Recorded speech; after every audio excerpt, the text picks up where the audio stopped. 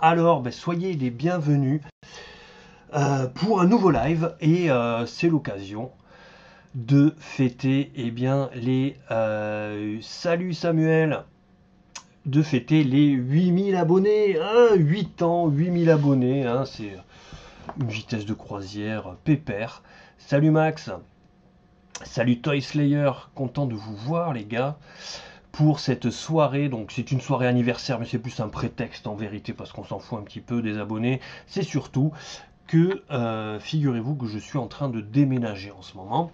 Enfin, je m'apprête à déménager, donc eh bien c'était l'occasion. Vous le savez, tous les collectionneurs, c'est l'enfer le déménagement parce qu'il faut tout remettre dans les boîtes. Et là, bon, j'ai laissé quelques trucs pour faire joli, mais en vérité, il reste plus grand chose. Et je me suis dit, en remettant tous mes jouets dans les boîtes, putain, les packaging, c'est quand même quelque chose. J'ai toujours regretté de ne pas pouvoir avoir assez de place pour exposer et les boîtes et les jouets. Donc je me suis dit, tiens, l'occasion fait le larron, 8000 abonnés, on va faire une spéciale packaging. Alors c'est pas juste moi qui vais vous montrer les packaging, on va échanger sur eh bien, le toy packaging, les packaging de jouets. Et puis c'est l'occasion de vous montrer différents types de packaging. Alors forcément ça sera dans mon univers. C'est sûr que si vous aimez les beaux blisters Yellow Border, maître de l'univers, Motu, ça sera pas chez moi. Bien que je respecte tout à fait ça et je trouve ça aussi joli, mais bah, c'est pas ma came. Mais en tout cas vous allez voir sûrement de belles choses. Enfin je l'espère qui vont vous intéresser. On va faire 3 familles. On va faire les blisters, les cartonnettes. Ensuite, on va faire les window box, c'est-à-dire les boîtes fenêtres. Et enfin, on va finir par les boîtes fermées, avec du packaging américain, du packaging beaucoup japonais. Et j'espère qu'on va se régaler. Et c'est l'occasion d'échanger ensemble aussi. Alors, si vous voulez, je peux ouvrir aussi un Discord si vous avez envie de parler des packaging. Je pense pas que je vous ferai passer en direct malheureusement parce que vous avez vu ce qui s'est passé il n'y a pas longtemps. Eh bien on peut se faire striker à la chaîne. Alors je dis pas que vous êtes malveillant ni rien, mais il suffit qu'il y ait un petit bout de sein, un petit bout de quelque chose, je sais pas, et on se fait striker la chaîne, ça serait dommage. Mais en tout cas, eh bien c'est aussi une libre antenne dans le sens où on va tous parler ensemble de nos packaging. Quels sont les packaging que vous préférez? Est-ce que vous êtes le type de collectionneur à tout laisser en boîte? Ou bien est-ce que vous ouvrez? Est-ce que vous jetez les packaging pour des raisons de place? Ça peut se comprendre. Il a de très belles boîtes de toys. Il y a de très belles boîtes de toys, effectivement, Corsair. Euh, il y en a qui nous font rêver. Et puis c'était le but, hein, si on revient un peu. Pourquoi le packaging? Au-delà du fait de protéger le jouet, de le mettre en avant en magasin, euh, il y a aussi eh bien, le côté marketing, donner envie d'acheter ce jouet, donner des informations sur le produit, des informations aussi légales, des informations de sécurité, mais pas que. Il y a aussi maintenant des packaging qui sont faits presque pour l'unboxing, c'est-à-dire il y a déjà une façon de jouer dans la façon dont on ouvre le packaging.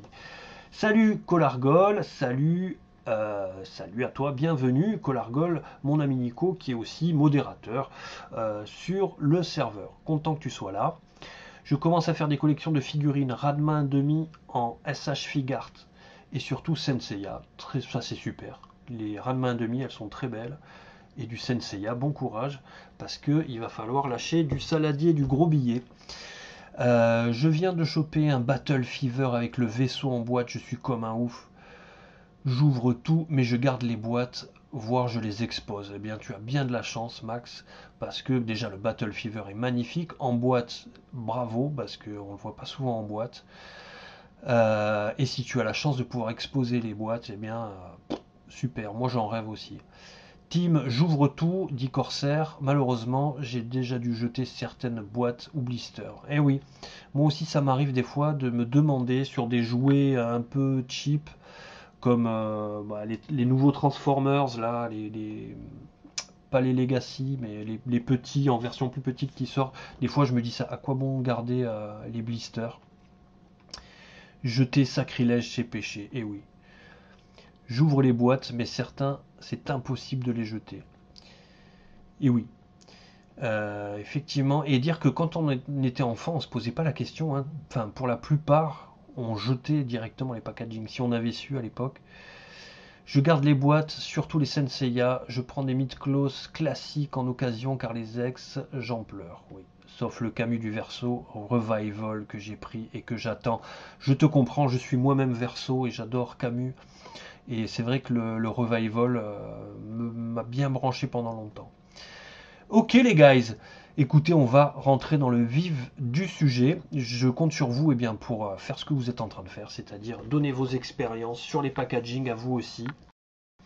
Et est-ce que quand vous étiez enfant, ça partait direct à la poubelle? Enfant, les boîtes, on les gardait même pas. Eh oui, il y a quelques parents des fois qui avaient le réflexe de garder. Cela me rassure d'avoir un verso en face de moi. Et oui, c'est vrai qu'on jetait tout. Moi, j'ai gardé aucune boîte. J'ouvre les boîtes et je jette les figurines. Très drôle, Samuel. Allez, on va commencer. Donc, je vous ai dit, pour ceux qui arrivent un peu en retard, on va faire 3 familles. Les cartonnettes, les blisters, les boîtes vitrines et ensuite les boîtes fermées. Et à la fin, on fera même des boîtes collector, c'est-à-dire les petites mallettes. J'en aurai une à vous montrer. Enfant, tout partait à la poubelle, dommage. Je jetais les boîtes malheureusement, sacrilège.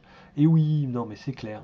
C'est clair. Et je ne sais pas s'il y en a certains d'entre vous qui ont des enfants, mais est-ce que du coup vous faites les mêmes erreurs en jetant ou est-ce que vous gardez en se disant peut-être qu'un jour il vaudra mieux avoir la boîte? Moi en tant que parent, je garde les boîtes, pas de tout, mais les choses où je sens qu'il y a moyen de revendre plus tard et que. Parce que ça aussi, finalement, on a parlé des intérêts de la boîte, donc protection, mise en avant marketing, rappeler la licence, la sécurité, les informations sur le produit, le côté unboxing. Mais c'est vrai aussi qu'il y a le côté, si vous avez la boîte, des fois le prix c'est x2 ou x3 à la revente, hein. Il ne faut pas se voiler la face. Donc c'est vrai que c'est important aussi, même si voilà, moi je pense pas constamment à la revente. Là je profite de ma collection et peut-être qu'un jour je revendrai. Mais c'est vrai qu'on se dit, c'est sûr mon gars que si tu as gardé les packaging, eh bien tu vas faire, tu vas rentrer dans l'argent. En tout cas, si tu vas la vendre moins cher qu'en loose. Allez, on va attaquer. Donc là, ce que je vais vous montrer, c'est pas tous mes packaging, c'est ceux que j'estimais dignes d'intérêt, mais encore une fois, j'ai essayé d'être objectif en me disant, en faisant fi du jouet, c'est-à-dire en me disant, ok, le jouet il tue, mais est-ce que le packaging tue? Ou des fois, est-ce que le jouet il pue, mais le packaging, waouh! Voilà, donc j'ai essayé de vous faire que des packaging waouh, ou en tout cas où il y a quelque chose à apporter, quelque chose à montrer d'intéressant. Si je peux garder les boîtes, faut pas laisser les enfants les ouvrir, mais c'est impossible d'empêcher un gamin de déballer son jouet. Bah oui, Corsair, effectivement, c'est difficile de lui dire ne l'ouvre pas, garde-le pour dans 30 ans, tu vas te faire les couilles en or. Enfant, on déglinguait souvent les boîtes dès l'ouverture, trop excité, mais ça c'est clair et net. Ça c'est clair et net. On les déchiquetait. Et pourtant, elle nous faisait rêver en magasin. Tu vois la boîte, une boîte de masque, une boîte de Thunderhawk. Waouh, tu rêves de la voir. Mais une fois que tu l'as, tu la défonces et tu joues avec le jouet. Après, un jouet a son histoire, pas que le prix qui compte. Effectivement, Max, on est d'accord. En revanche, on peut ne pas être branché prix et si on a les moyens, ne pas compter son prix. Mais en revanche, c'est une bonne stratégie de garder ces boîtes pour si un jour on est amené à vendre. Moi je connais des gens qui ont dit jamais je vendrai, ils se sont retrouvés au pied du mur et ils ont dû vendre et ils étaient bien contents d'avoir les boîtes. Allez, on va commencer. Les boîtes de mes jouets enfants, elles étaient réutilisées pour faire des bases, des maisons ou des décors pour jouer. Top, ça c'est bien. Nous on faisait ça avec des cartons, les gros cartons, on faisait des maisons dedans et des bases aussi. Des fois on jouait plus avec les cartons qu'avec les jouets. Bon, mais c'est super les gars. Allez, on va attaquer parce que franchement, je vous cache pas que je suis entouré de boîtes. J'en ai partout, donc vaut mieux pas que je m'attarde. N'hésitez pas. Alors attention, la règle, c'est qu'on n'ouvre pas, hein. On est là pour parler packaging ce soir. On n'est pas là pour faire de la review de jouets. Voilà. Si jamais il faut ouvrir parce qu'il y a un petit plus packaging à l'intérieur, je le ferai. Mais je ne vais pas faire des reviews de jouets ce soir. Je vais juste parler de packaging comme c'est le thème. On sort en boîte ensemble ce soir.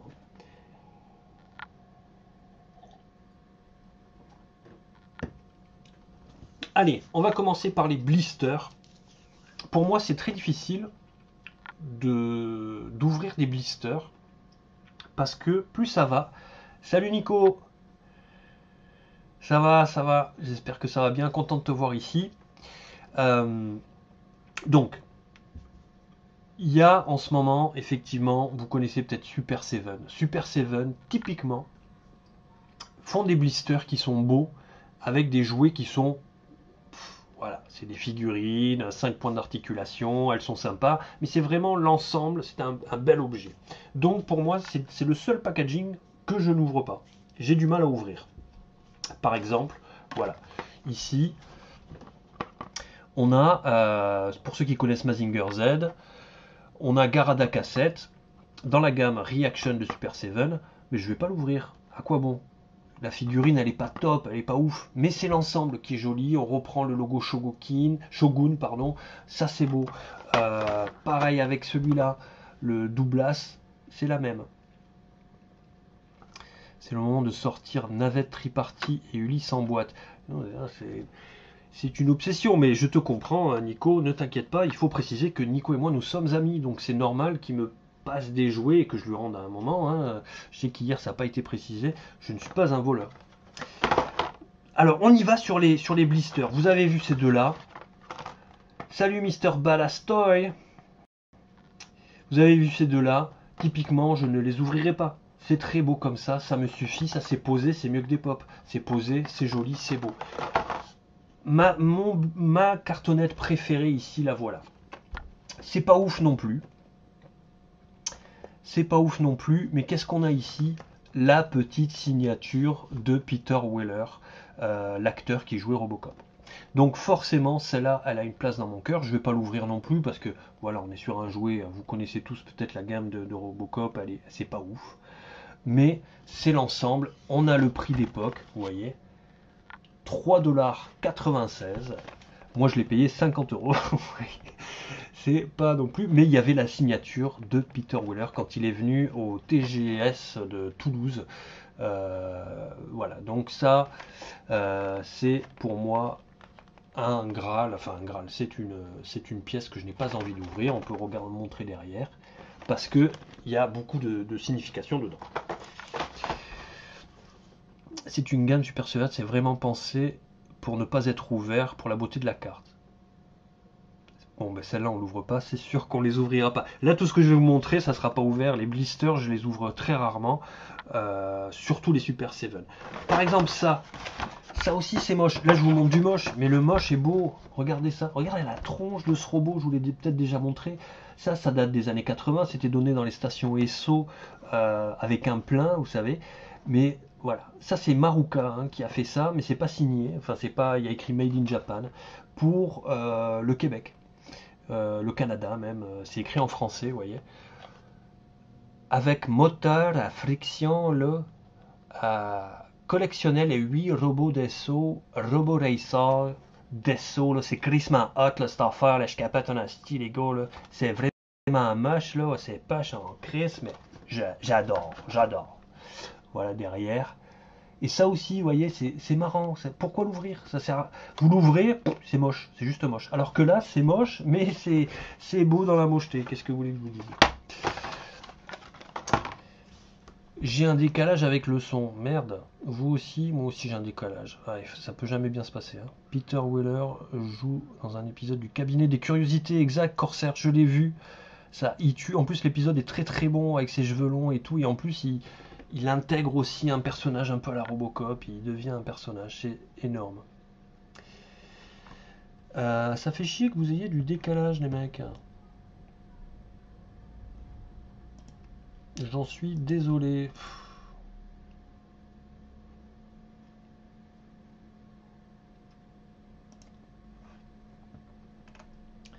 Allez, on va essayer de la faire comme ça.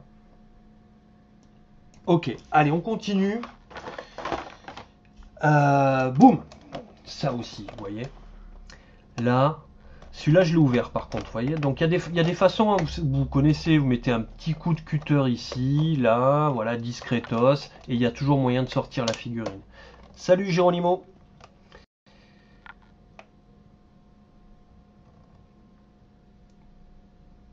voyez.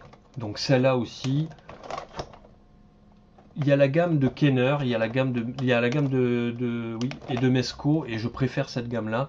Vous voyez les illustrations du jeu vidéo, la gueule est trop belle, le sculpt est beau pour de vrai. Et là on a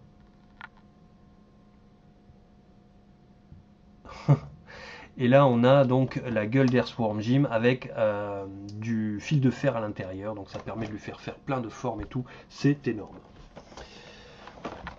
Celle-là, je l'ai ouverte. Celle-là, je ne l'ai pas ouverte. Là aussi, on a un Hellboy de Mesco, toujours.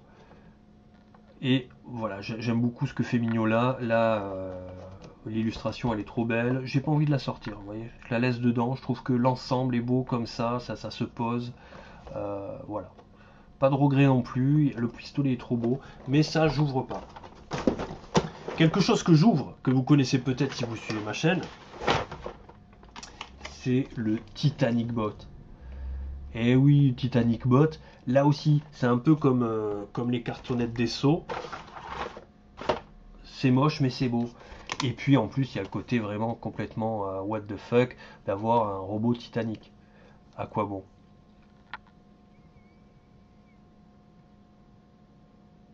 Alors, il y a des gars qui ouvrent à l'acétone doucement par derrière sur le carton. Tu imbibes avec un coton-tige jusqu'à ce que la colle lâche. Intéressant. Ou alors tu en achètes deux, effectivement. Donc le Titanic Bot, j'espère que vous avez vu ma review dessus. Mais la cartonnette, c'est fabuleux. Vous voyez ce robot, là, l'effort qui a été fait pour avoir un beau robot illustré, alors que quand vous le jouez, ça vaut rien. Ça vaut rien, en tout cas. Bon, ça a le mérite d'exister. Allez, on continue un peu avec les cartonnettes. On revient sur du Super 7. Toujours dans le Robocop. Vous voyez, boum. Là, ici, celle-là, elle est complète. Pardon. Celle-là, alors, il faut que j'inverse. Putain, je vais y arriver. Je vais y arriver. C'est celle-là. Celle-là, elle a le mérite d'exister aussi. C'est-à-dire qu'on est sur le Toxic Waste Thug. C'est-à-dire, c'est si vous avez vu le premier film, c'est le voyou qui prend une citerne d'acide sur la gueule et qui se fait exploser par la voiture après. Donc c'est une scène ultra gore. Et ce qui est génial, c'est qu'il est phosphorescent. C'est bien trouvé. Il brille dans la nuit, le Jojo. Donc ça aussi, voilà. Ça a le mérite d'exister. Je trouve ça vraiment excellent. Et ça, je vais pas ouvrir non plus. Vous avez toujours le décalage ou pas?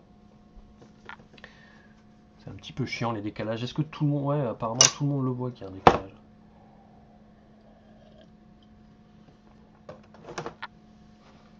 J'en suis désolé, hein. Vraiment, ça fait chier. J'aurais dû faire des tests avant. Ensuite, allez, on continue les guys avec décalage toujours là. C'est quand même dommage. Je sais pas comment régler ça.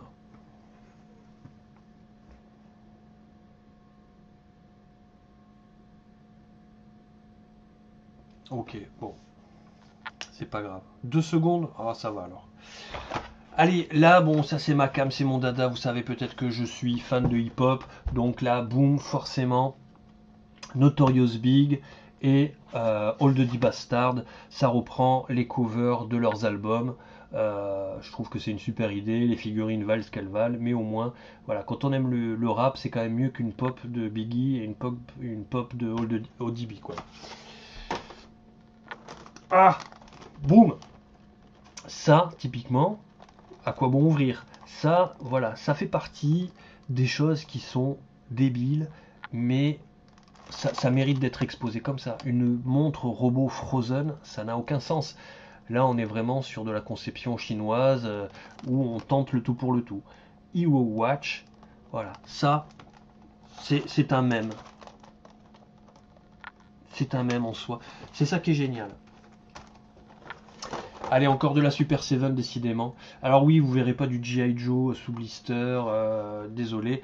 Moi, ça va être du robot, ça va être un peu de récent. Je vous ai montré un peu de vintage. Mais c'est pour vous montrer que le blister, je n'ouvre pas en général. Je trouve ça beau. Ça s'affiche au mur. Je sais pas comment vous gérez, vous, les blisters. Est-ce que vous les ouvrez ou pas? Là, une dernière acquisition pour ceux qui connaissent Stranger Things. Donc là, pareil, j'ai ouvert, voilà, un petit coup de cutter dessous, mais ça n'empêche pas d'exposer. Et là, c'est donc Eleven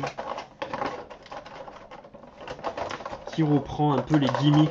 Je vous l'ai montré lors de mon dernier live, mais qui reprend un peu les gimmicks des SOS Phantom avec la petite goutte de sang au niveau du nez.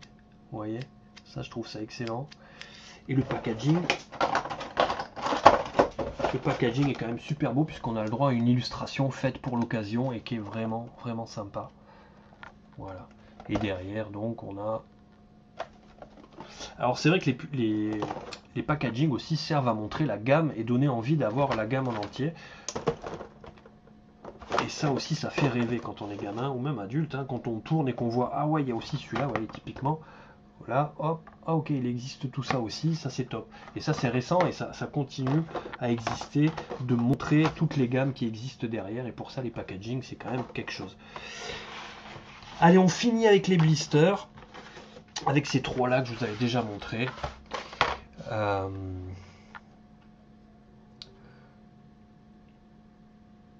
Incroyable Mecha Frozen. Salut Florentin, j'ai loupé des gens, pardon. Salut. De toute façon, les pops, c'est même pas possible. Effectivement, alors, j'avoue, j'en ai, hein, j'en ai déjà parlé, j'ai quelques pops, mais c'est vrai que, bon, c'est des rares exceptions. Je préfère 1000 fois les Super 7, la gamme Reaction. Incroyable ce Mecha Frozen. On va te faire écouter du métal à la orange mécanique pour que tu laisses tomber le hip-hop. Non. Le hip-hop, ça doit faire plus de 20 ans que j'y suis. Mais j'apprécie aussi le. Peut-être pas le métal, mais le rock. Voilà. Je suis pas fermé. Mort de rire, la montre Frozen ressemble à Shun d'Andromède version V1. D'accord. J'ai vu que tu as pris le crossover TF Jurassic Park. Tout à fait. J'en suis très content. Les blisters, le problème. Et oui, oui, je l'ai pris d'ailleurs. J'avais vu ta review qui était super et ça m'avait convaincu. Et ensuite, il est sorti grâce à Patrick Toykic qui a partagé un bon plan et je l'ai eu à un super prix parce qu'au début, je le trouvais un peu trop cher. Les blisters, le problème, c'est de ne pas les abîmer, effectivement. Désolé Max, ton dernier com passait pas, même en franglais. Ok, allez, on continue. Trois derniers petits blisters. Finalement, c'est aller vite sur les blisters avec ces trois-là. Ces trois-là, pareil, je ne les ouvrirai pas parce que c'est juste magique. On a ici donc un robot Walkman. Là, on a un robot longue vue, enfin jumelle. Et là, on a un robot appareil photo. En soi, les blisters sont pas, voilà, c'est pas non plus fou, mais en fait, voilà, moi je suis sensible aux illustrations, et c'est vrai que quand il y a des belles illustrations qui accompagnent le jouet, comme celle-là par exemple, vous voyez, l'illustration est vraiment magnifique, et bien ça donne envie. Ça donne envie. Tenez, regardez aussi, là on parle d'autre chose, mais un jeu de cartes Transformers avec un petit hologramme là, vous voyez, lenticulaire, ça aussi c'est sympa en idée de packaging. Vous voyez, Megatron qui se transforme. Là, on n'est pas dans le blister, on est dans un autre délire, mais je trouve ça assez sympa, je voulais vous le montrer. Voilà, on a fini avec les blisters. Parlez-moi un peu de vous, comment vous gérez vos blisters. Est-ce que vous les ouvrez? Est-ce que vous les affichez? Est-ce que vous les exposez? Est-ce qu'ils restent bien rangés ou est-ce que vous les ouvrez et vous exposez les figurines? Et oui, attention, Colargol est intraitable en tant que modérateur. C'est pour ça qu'il a ce poste. Hein. Et en plus, YouTube fait la modération aussi, puisqu'il reconnaît les gros mots. Donc il ne faut pas trop lâcher de gros mots, parce que YouTube les censure automatiquement. Voilà, malheureusement. Hein.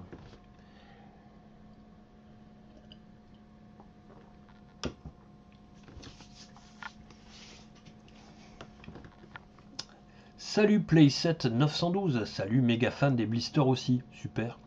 Dites-moi un peu donc comment vous gérez vos blisters vous. Est-ce que vous avez des murs pleins de blisters? Moi j'ouvre les blisters, d'accord. Est-ce que tu les gardes?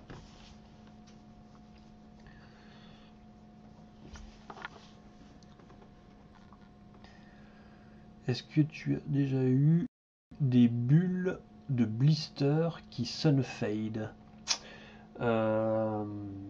J'ai déjà eu du sunfade, mais pas des bulles de blister qui sunfade, oui. Mais je les ai achetées sunfadées, si c'est un verbe. Elles l'ont pas faite toutes seules. J'ai pas connu ça, non.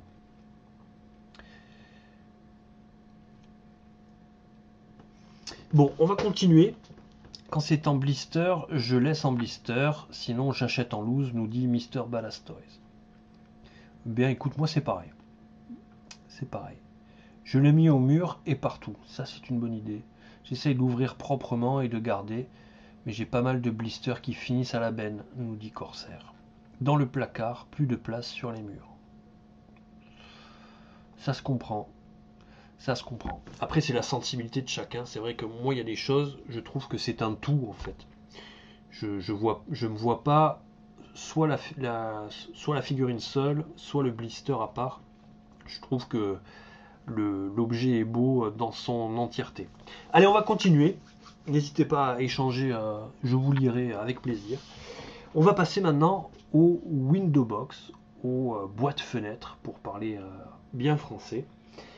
Les boîtes fenêtres, eh bien, il y a deux types. Il y a celles où on voit tout, c'est-à-dire que, voilà, par exemple, ici, on voit ce qu'on achète tout de suite. Mais on a la super illustration qui accompagne. Donc voilà, ça, je vous la montre parce que vraiment les boîtes Transformers G1, c'est une merveille aussi. Ce quadrillage, cette illustration qui à l'époque était faite à la main avec des techniques traditionnelles et le jouet qui est là, voilà, c'est un tout. Les boîtes Transformers G1, ça reste vraiment des merveilles. On va continuer donc dans les boîtes fenêtres où on voit tout. Et toi, Mr. Toy, quel pourcentage de boîtes as-tu gardé avec toutes les figurines que tu as à la louche? Moi, je garde tout. Je jette rien. Je jette. Franchement, ça me fait mal au cœur de jeter. Même, je vous dis, des fois, j'achète des petits Transformers. Je ne me rappelle pas du nom de cette gamme, mais qu'on trouve en supermarché, qui sont un peu petits. Je m'étais acheté justement un Soundwave. Les bistoires aussi. Ça, j'hésite à garder, mais je garde quand même. Franchement, le pourcentage, il doit être à 95%. Pour exposer sur les murs une boîte de Tsune, t'es pas dans la merde. Oui, effectivement. Allez, on continue. Donc, je vous ai parlé des boîtes fenêtres où on voit tout dedans. Alors ça c'est un peu atypique, mais c'en est une aussi, puisque là, on a une scénette. Donc ça aussi, vous voyez, à quoi bon ouvrir? Là, tout y est, je trouve ça superbe. C'est une petite gamme. Alors le packaging en soi, c'est-à-dire l'illustration, c'est pas ouf, les couleurs sont un peu ternes, mais je trouve ça sympa. Voilà, on voit ce qu'on achète tout de suite. On a une scène ici avec un petit décor à l'arrière. Ça, je trouve ça. Il faut que j'ouvre à mon chat, je suis désolé, pour ne pas dire ma chatte.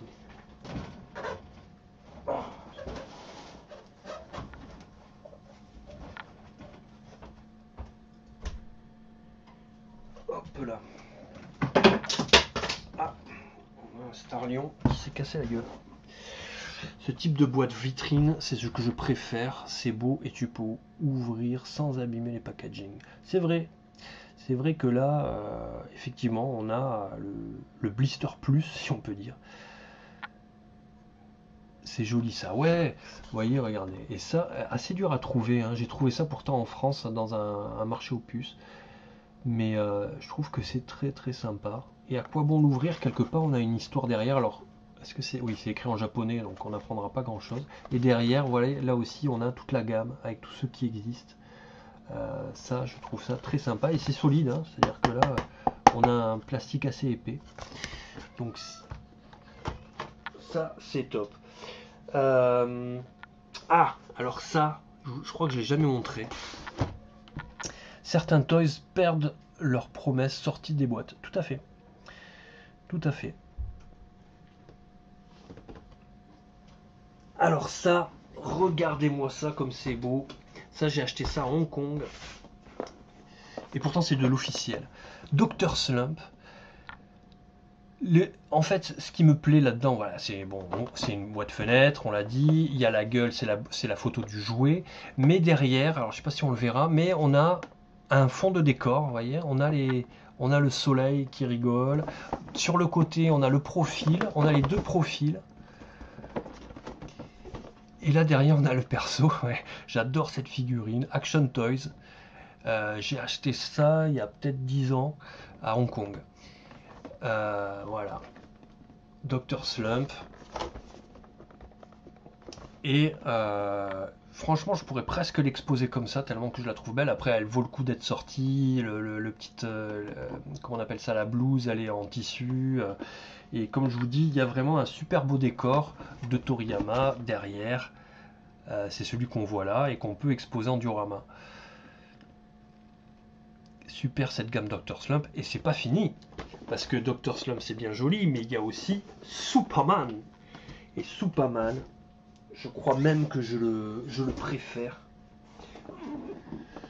Regardez-moi cette gueule. Voilà, pareil, un petit décor. Est-ce que c'est le même? Je suppose que c'est le même. Ouais, malheureusement c'est le même décor. Mais pareil, on a le profil ici. Voilà. Et là la gueule. Et alors faites attention parce que on trouve beaucoup de copies de celui-là, mais il est moche, il a le doigt levé comme ça, on le trouve sur AliExpress, il coûte presque le même prix que ça. Pourtant c'est une vieille, c'est même pas une copie, c'est vraiment une espèce de bootleg dégueulasse. Mais je vois qu'il y a beaucoup de gens qui l'achètent en pensant que c'est l'officiel et il est vraiment immonde. Les vrais c'est ceux-là, cap en tissu, nœud pape en tissu, vraiment très très belle finition. Voilà. Et ça, je savais pas que ça avait pris. Moi, j'adore les boîtes avec le bouton Essaye-moi. C'est qui fait ça? C'est Action Toys. Action Toys, tu l'as ici là. Est-ce que la caméra est inversée? Parce que moi, elle est inversée. Est-ce que chez vous, vous lisez à l'envers? Là, le Action Toys, vous le lisez à l'envers ou pas?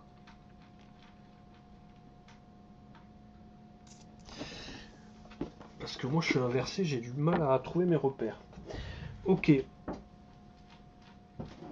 On parlait Transformers, c'est vrai que j'avais celle-là, j'aurais dû vous la montrer avec, mais voilà, ça aussi, quand on a ça, quand on est enfant, on voit ça dans les rayons, on voit le camion, on voit la belle illustration, ça fait rêver, ça fait rêver, c'est des packaging, et pourtant qui sont assez simples, mais super efficaces. C'est pas inversé, mais tant mieux. Tiens, on reste dans le Dr Slump, vous voyez, ça c'est le Caramel 7, j'en avais fait une review il y a bien longtemps, et là aussi, pareil, on voit l'essentiel, on voit le professeur, comment il s'appelle déjà? Machiruto, je me rappelle plus son nom. Non, c'est écrit en japonais. Et voilà, les couleurs vives, vous avez vu, on est dans les mêmes codes couleurs, des couleurs très vives à la Dr Slump. Ça aussi, ça attire l'œil. Voilà, les beaux visuels sur le côté. Boum, boum, boum. On peut presque l'exposer comme ça, franchement. Elle est super belle. La boîte est super belle. Le jouet est cool aussi, mais la boîte... Ok. Donc là, on est toujours dans les Window Box. Nouveauté que je viens de choper, que j'adore. La vache, il me manque la remorque de l'Optimus. Ouf. L'illustration est top et fait partie du Toys. Tout à fait. Les illustrations, surtout quand on a des illustrations qui sont faites pour... Je sais pas si vous avez chopé le bouquin, ce bouquin-là, que je vous recommande chaudement. C'est le bouquin de toutes les illustrations des packaging de Transformers, en français. C'est Vestron qui fait ça. Ça se commande sur leur site. Je vous recommande parce que c'est super intéressant, des belles illustrations de robots, comme on savait faire dans les années 80. C'est toutes les illus. Excusez-moi, il faut que je deal avec les animaux. Génial, je l'ai chopé, Corsair, tu m'étonnes. Super bouquin. Salut Blaster, content de t'avoir parmi nous. Salut les lapins méca. Donc là, Alors, désolé, on reste un peu dans le rap, mais le rap, c'est un groupe qui n'a pas fait que du rap, il a fait du punk rock. Les Beastie Boys. Je ne sais pas si vous connaissez le clip de Intergalactic qui est là. Mais en fait, c'est un clip où c'est très inspiré de Bioman ou des Sentai. Ils arrivent au Japon en robot et là ils fight contre un espèce de gros poulpe gluant en plein Tokyo et ils dansent dans le métro habillés avec des gilets fluo et tout. Bon, si vous connaissez pas, je vous invite à voir le clip parce que le morceau est très bon, Intergalactique des Beastie Boys. Et ils ont sorti Super Seven, toujours Super Seven nous a fait le playset de ces cultes. Content qu'il y en ait qui connaissent Mr. Bad Toys, ces cultes intergalactiques, effectivement. Et regardez-moi ce joli petit packaging. Et vous me direz, non mais attends, on avait dit que c'était des Window Box. Calmez-vous. Voilà, on y est. Là, on a la petite scénette avec le robot qui est articulé, qui est en plastique, hein, et l'espèce d'affreux poulpe avec des palmes contre qui il se bat.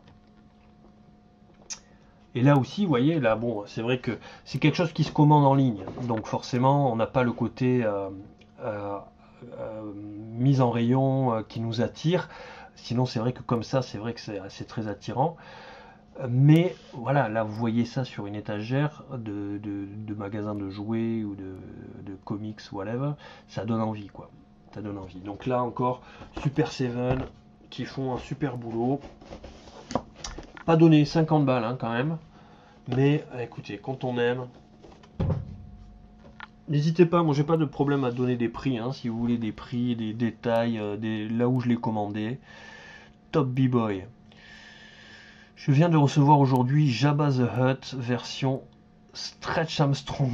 Ah ouais, et la boîte fait super vintage. C'est trop bien. Jabba the Hutt version Stretch Armstrong, c'est trop bien ça. Je savais même pas que ça existait, putain, c'est délire. Excellent cette boîte. Merci Blaster. On reste un peu dans les monstres, les kaiju japonais. Ça, j'ai chopé ça en Espagne cet été. Baltan. Baltan, je ne sais pas si vous le savez, mais le nom est inspiré de Sylvie Vartan, puisque les Japonais qui ont créé les monstres, c'est un monstre d'Ultraman, un kaiju d'Ultraman, et ils étaient fans de Sylvie Vartan, ils l'ont appelé Baltan. Et il y a même une vidéo où Baltan, enfin une espèce de cosplay de Baltan, vient offrir des fleurs à Sylvie Vartan et elle tire une tronche, on sent qu'elle est super apeurée. Mais celui-là, il fait du bruit. Et bon, on est sur le packaging, super efficace. Vous voyez, le Baltan, ça pète. Ici, on nous explique l'action feature, c'est-à-dire quel est le plus produit. Voilà. Voilà. Là aussi, boîte super sympa. Et on comprend que quand on a les deux et qu'on les tape ensemble, eh bien, ça fait du bruit.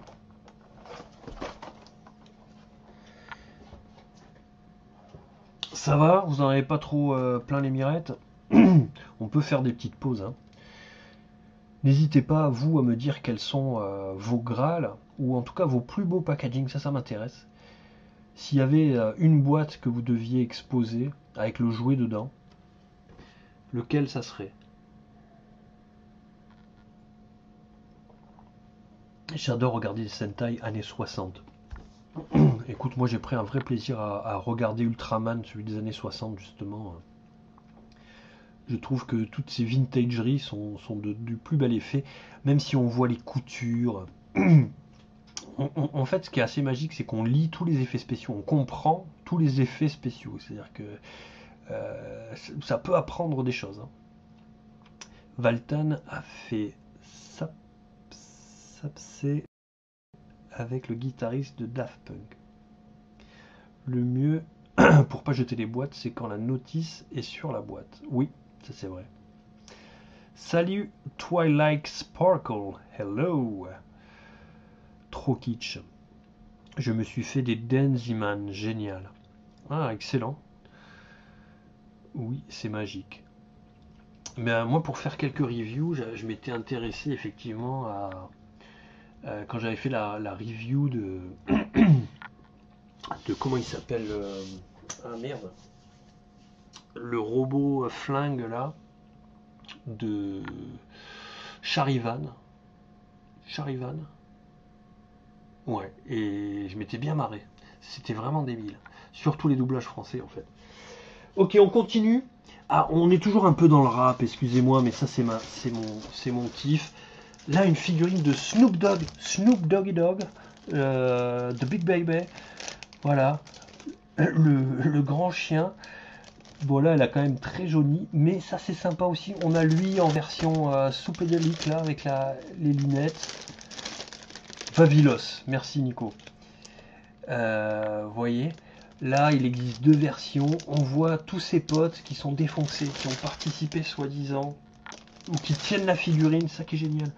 On les voit en train de tenir la figurine, la montrer, c'est tout son crew, son oncle, avec les chaînes à l'époque où il était chez No Limites, et avec le bandana qui est voilà le graphisme qu'on retrouve dans la boîte derrière.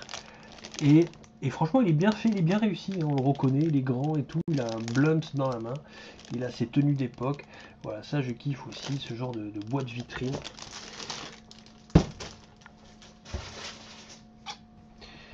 J'ai kiffé Battle Fever aussi. Battle Fever, il me semble que c'était un des premiers, hein, Sentai, et ça doit bien être vieux.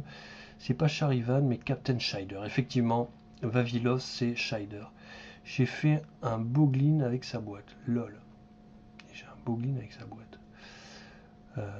J'ai exposé le TF Jurassic Park avec la boîte et je trouve que ça rend super bien. Effectivement, je ne l'ai pas montré parce qu'une fois qu'on l'a déballé, c'est un peu dur à remettre. Mais le packaging du Jurassic Park Transformers qui reprend la scène où il y a le T-Rex qui vient attaquer la Jeep est super.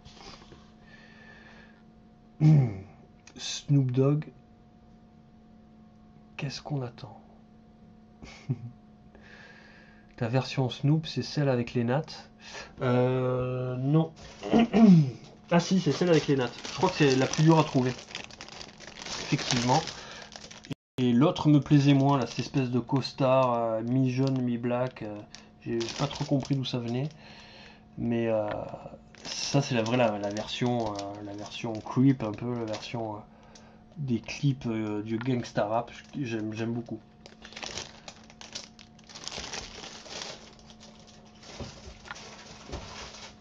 Battle Fever, ça date de 1979. Troisième Sentai.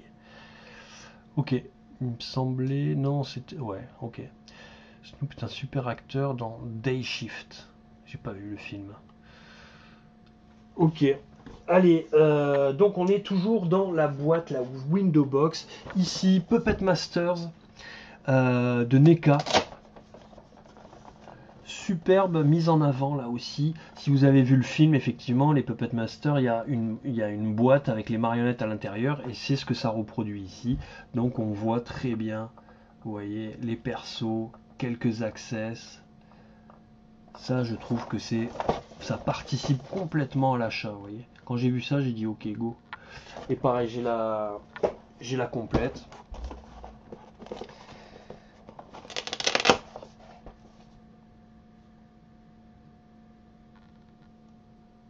Vous voyez, ça c'est vraiment, je sais pas ce que vous en pensez. Après le film vaut ce qu'il vaut, il a quand même mal vieilli, je dirais.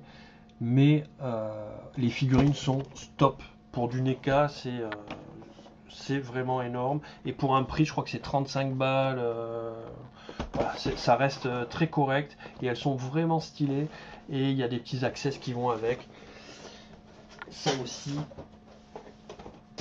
je recommande. Je viens de m'abonner à ton Insta, ta collègue est au top. Merci Playset. Tu peux t'abonner aussi à mon TikTok si jamais tu l'as, parce que je fais vivre tout ça, je transforme en vidéo. Ça rajoute un petit plus avec en général des fonds qui vont bien et des musiques qui vont bien. Les enfants veulent voir un film. Je vous laisse, bonne soirée, amis collectionneurs. Allez, bonne soirée Blaster, merci d'être passé. Et puis tu pourras toujours regarder la rediff. Ce genre de boîte, c'est le top pour ranger et exposer en même temps, sans devoir choisir entre la figurine et la boîte. Tout à fait. Moi, les boîtes sont vraiment travaillées pour pas les ouvrir. Salut ma Jinga Z. 35 € le double coffret, c'est pas cher. Alors non, c'est pas 35 € le double coffret, c'est 35 € le coffret, il me semble. Ok, allez, let's go.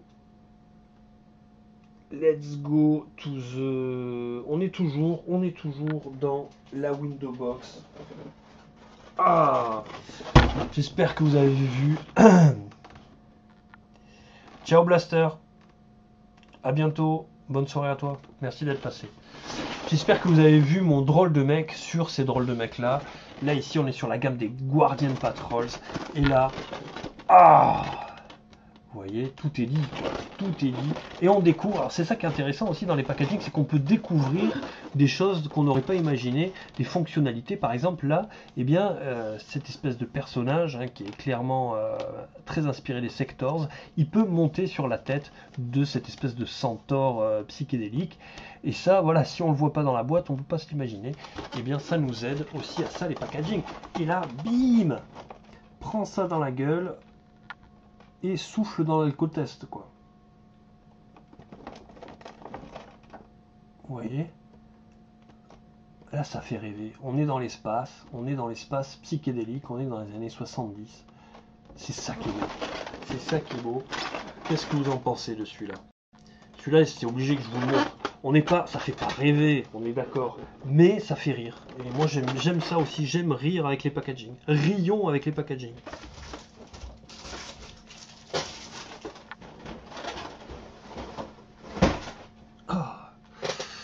Le truc totalement nawak. Trop beau. Ok. Allez, on enchaîne cool chaîne avec attention là.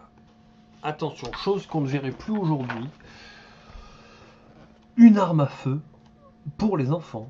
Vous voyez, là on est sur une réplique d'arme.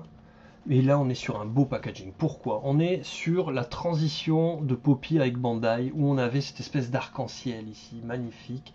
Et on est sur un packaging, vous voyez, qui est toute beauté. Le jouet est pas où, est pas, voilà, il a un très, les roboguns souvent un très beau mode alternatif, c'est-à-dire le mode gun, mais le robot est pas ouf. Mais il y a quelque chose dans ce packaging, je sais pas ce que vous en pensez, mais qui est beau. Voilà, l'enfant ici qui a carrément mis qui a carrément mis un casque comme si la déflagration allait lui péter les tympans alors qu'on est ici sur un jouet en plastique. C'est quand même assez fou. Et voilà, j'aime beaucoup cette boîte. Elle est un peu abîmée, vous voyez, ici j'ai une pliure. Mais là aussi on voit tout. On voit l'arme, on voit le chargeur. C'est de toute beauté. On devrait tous chevaucher des centaures psychédéliques. Tout à fait. Mais qui te dit que ce n'est pas déjà arrivé?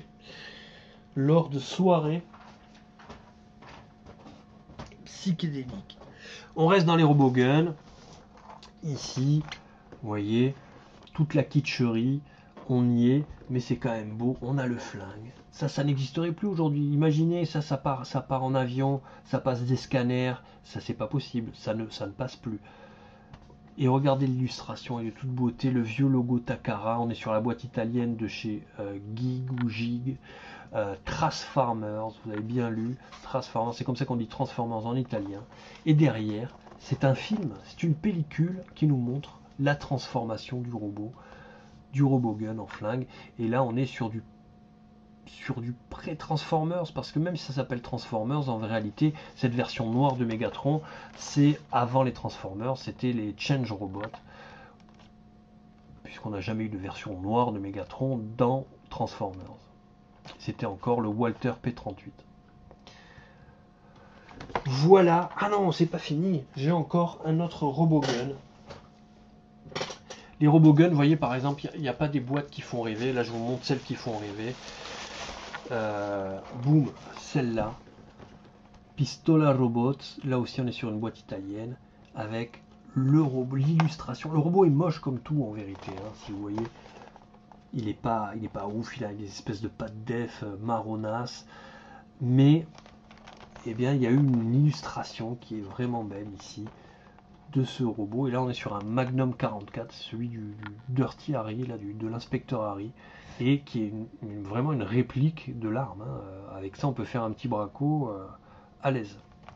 Ça aussi, c'est un jouet vintage. Hein. Ça n'existerait plus aujourd'hui, malheureusement.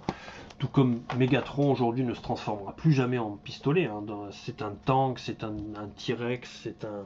que sais-je encore, mais ça ne sera plus un pistolet, malheureusement, sauf si on va sur les sword parties, sur les masterpieces. Je suis mauvaise langue parce que là, le masterpiece reste un flingue.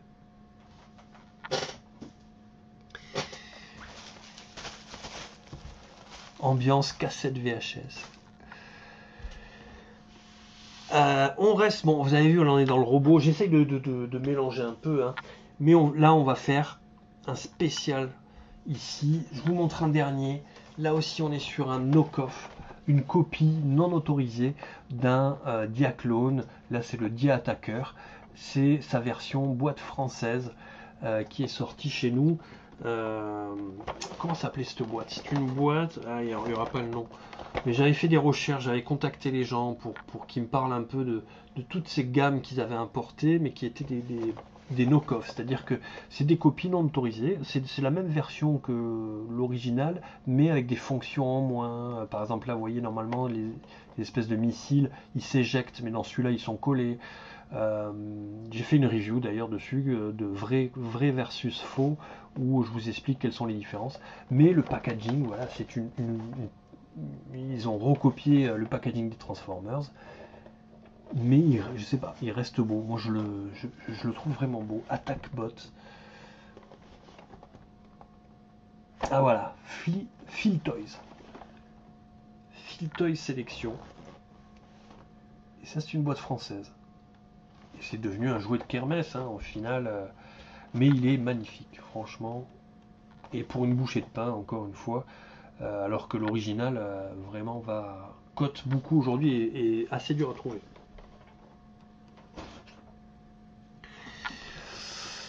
Les jouets nanar bootleg, la grille 80s, exact. Est-ce que tout le monde va bien? Le Magnum, je voudrais bien la ref. Bien, bon courage. Mais je vais te la donner. C'est le Magnum 44 Gun Robot de Takara. Voilà. De temps en temps, on en voit, mais très rarement. Et aujourd'hui, je ne veux pas exagérer, hein, mais il me semble que je l'ai vu à 1500 balles. Hein. La version, alors c'est une version alternative, c'est une version avec ici argenté qui est beaucoup plus rare, mais celui-là, il faut compter minimum 500 balles. Moi, je l'ai pas eu à ce prix-là, heureusement, mais aujourd'hui, c'est devenu très dur à trouver. Et surtout que, en général, il manque toujours quelque chose. Soit il est pété, soit voilà. Et je peux vous montrer un encore plus rare. Alors, j'ai décidé de ne pas vous montrer parce que la boîte est pas folle. Mais là, on est sur le Graal des Graals, sur la perle rare. Des Gun Robots.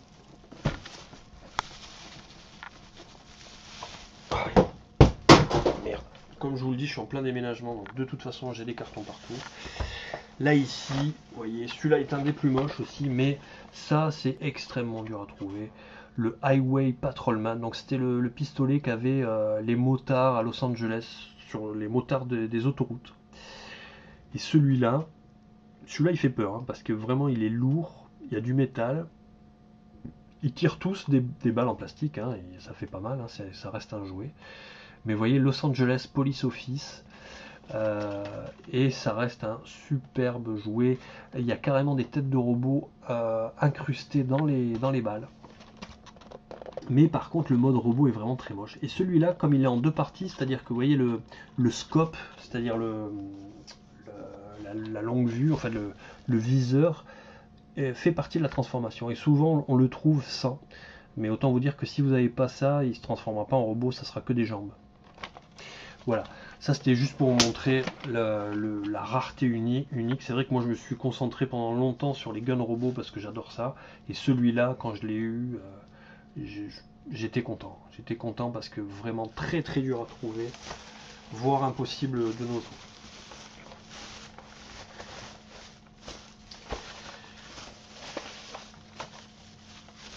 Hop. Mais on trouve toujours des knock-off, des copies comme celui-là par exemple. Vous voyez, bon la boîte est pas ouf non plus, mais ça c'est un knock-off du Browning de Diaclone, le Robocolt. Et qui coûtait à l'époque, je ne vais pas dire de bêtises, mais je crois qu'il coûtait autour de 75 euros, entre 50 et 100 euros en tout cas.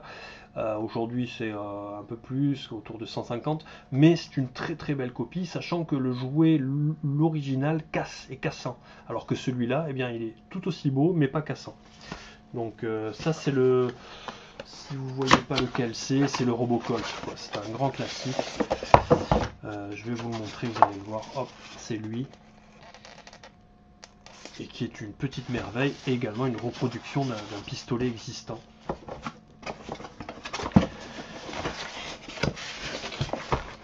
Voilà pour les gun robots. J'avais pas trop prévu de vous en parler parce que voilà, là aussi, allez, on est obligé de parler du boss des robots gun, hein, Megatron. Megatron, là aussi on a un packaging intéressant parce que ici on a un livret avec tous les G1 et à l'intérieur également ça s'ouvre et on voit tous les accessoires et le Megatron transformé. Donc là aussi la boîte en elle-même aussi c'est une illustration tirée d'un comics de Megatron. Donc tout ça c'est beau. C'est vrai que celle-là j'aurais pu vous la montrer, mais je vous la montre justement, ça tombe bien. Mais on a fait le tour des RoboGun. Il en reste, ouais, je crois que je vais tout montrer. Aïe aïe aïe, il y a des boîtes de partout. On va arriver à la fin des window box et on va finir en beauté avec les combiners. Et elles étaient assez belles les boîtes de combiners parce que du coup ça montrait souvent tous les véhicules en un clin d'œil et c'était assez bien pensé. Donc je vais vous montrer 4 boîtes de combiners et on aura fini avec les window box. Est-ce que tout le monde va bien? Everything is alright, everything is okay for you guys.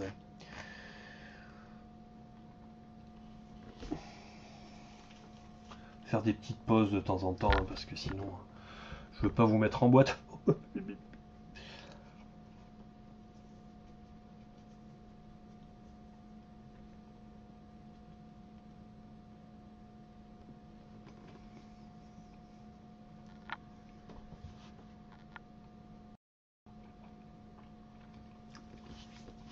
Là, il n'y a plus personne. Vous êtes parti.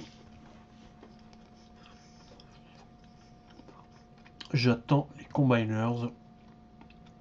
Allez, c'est parti alors. T'es tout seul du coup, Corsair. Très bien, playset. Ok. Bon, il y a encore du monde. Au moins 2 personnes. C'est déjà ça. Je me sens moins seul. Allez. Là, les guys. On est là, poulet. Merci, Nico. Yes, cool, Toy Slayer. Excellent. Si, on est là. Tant mieux. Allez, là.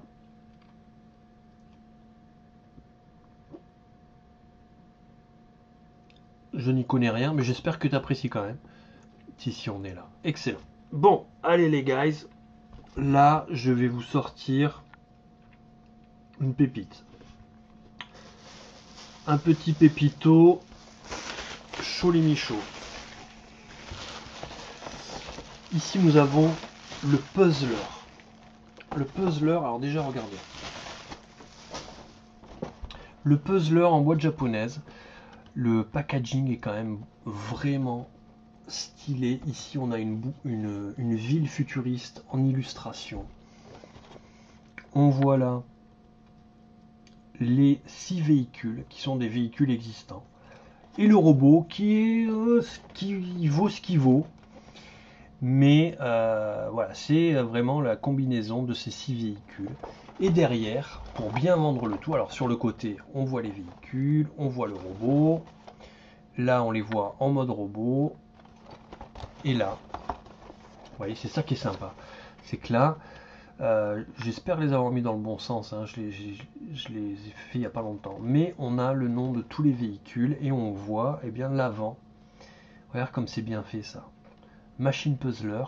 Et donc là, on a une Porsche, une Corvette, une Countach, Celica, une Benz, une BMW et la Fairlady. Voilà, et tout ça, boîte Jap. Comment résister? Comment résister? Enfant, adulte, vous voyez ça, vous êtes sensible aux objets de collection. Franchement, on ne peut que craquer. Nous sommes faibles et nous avons raison. Comment faire autrement? On est toujours chez les GoBots. On va passer chez les Transformers. Quel est le combiner le plus connu chez les Transformers? Dites-moi un peu. S'il ne devait en rester qu'un. Celui que tout le monde a en tête.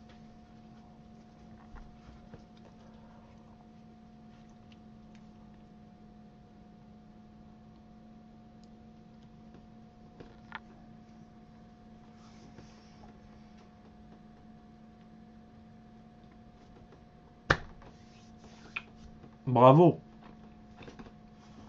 Devastator. Là encore une fois, la promesse est là. On a une superbe illustration du robot. On a les 6 véhicules de chantier. On a une illustration en robot. Comment ne pas craquer? Après, c'est un jouet qui est d'époque. En fait, il est... Enfin, je veux dire, pour un enfant, là, ça c'est magique, quoi. C'est magique d'avoir ces 6 véhicules qui eux-mêmes se transforment en robots et qui ensuite se combinent pour faire un énorme robot, quoi. Ça, c'est juste un jouet de folie, quoi.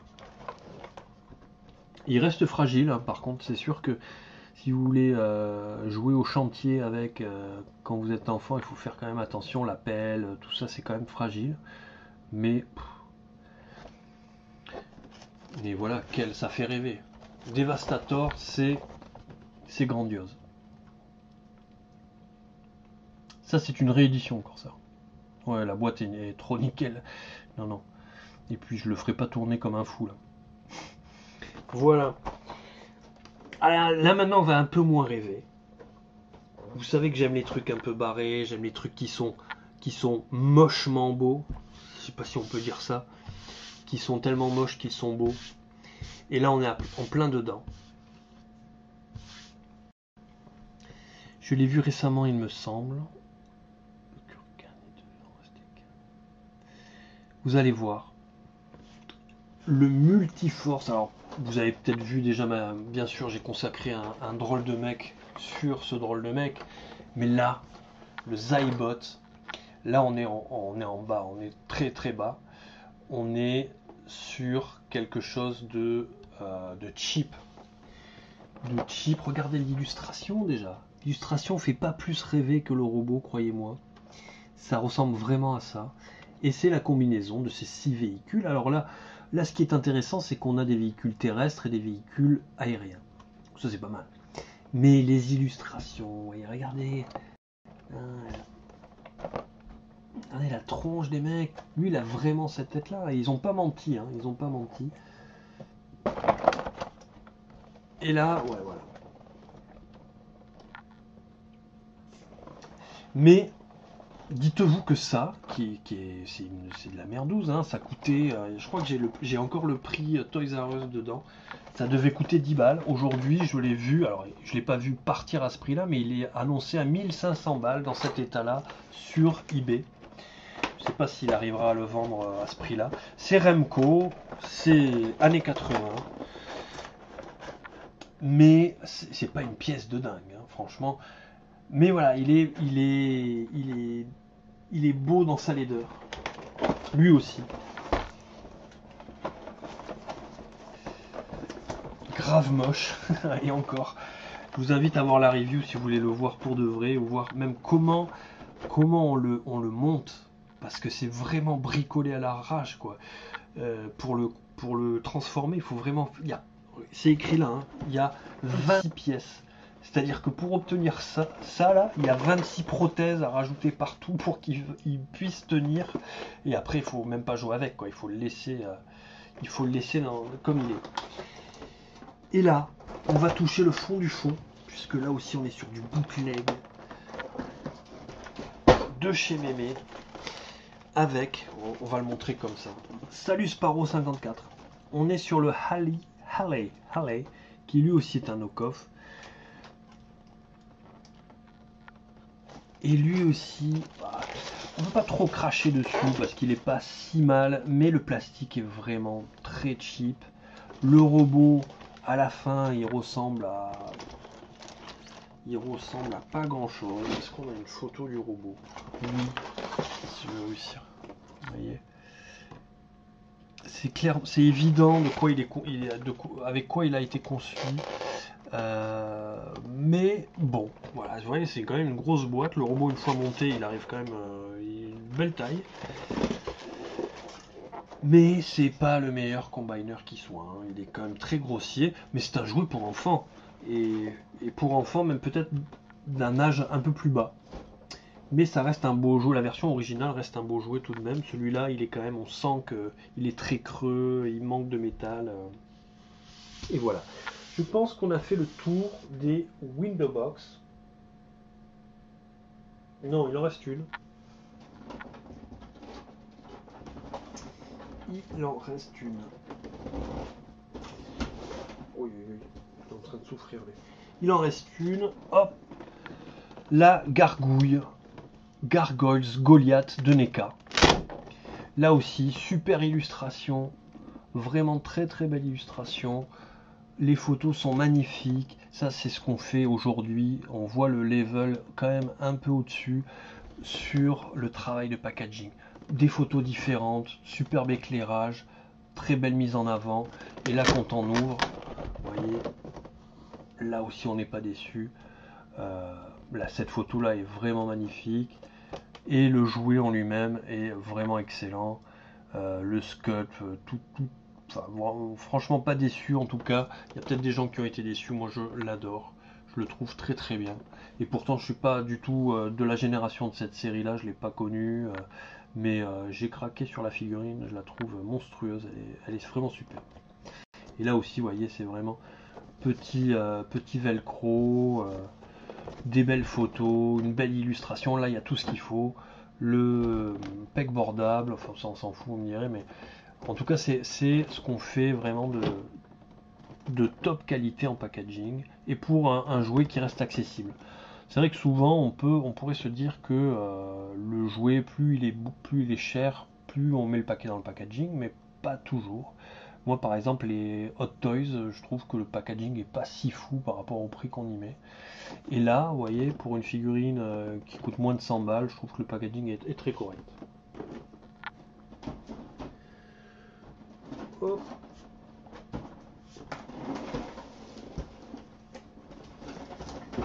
Hop là.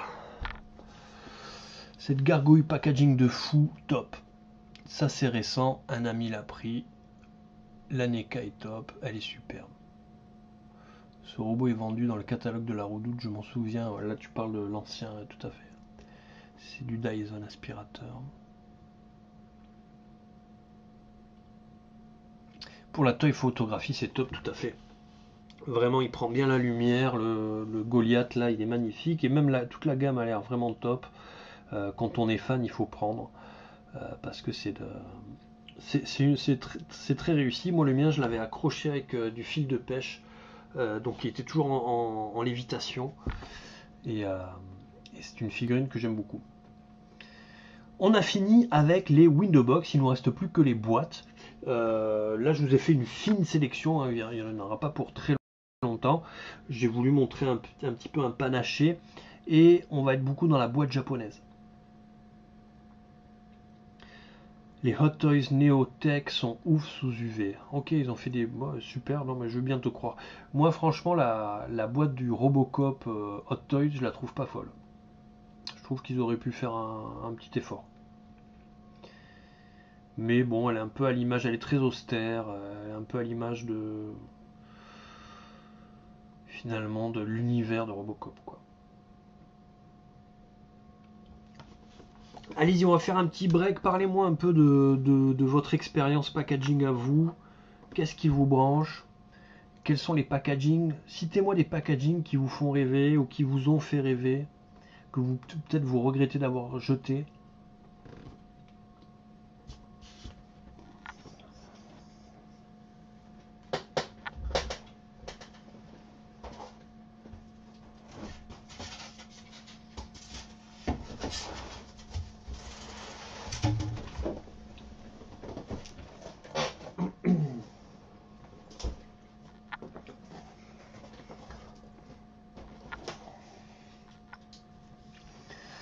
Les boîtes de Grandizer King's Art sont superbes. Quand je les ai reçues, j'étais comme un fou. Je veux bien te croire. Franchement, le Grandizer King's Art, même le Mazinger Z, je rêve de l'avoir.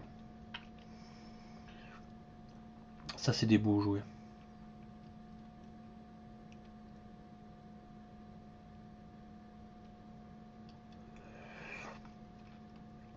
C'est un frein à l'achat quand la boîte est moche.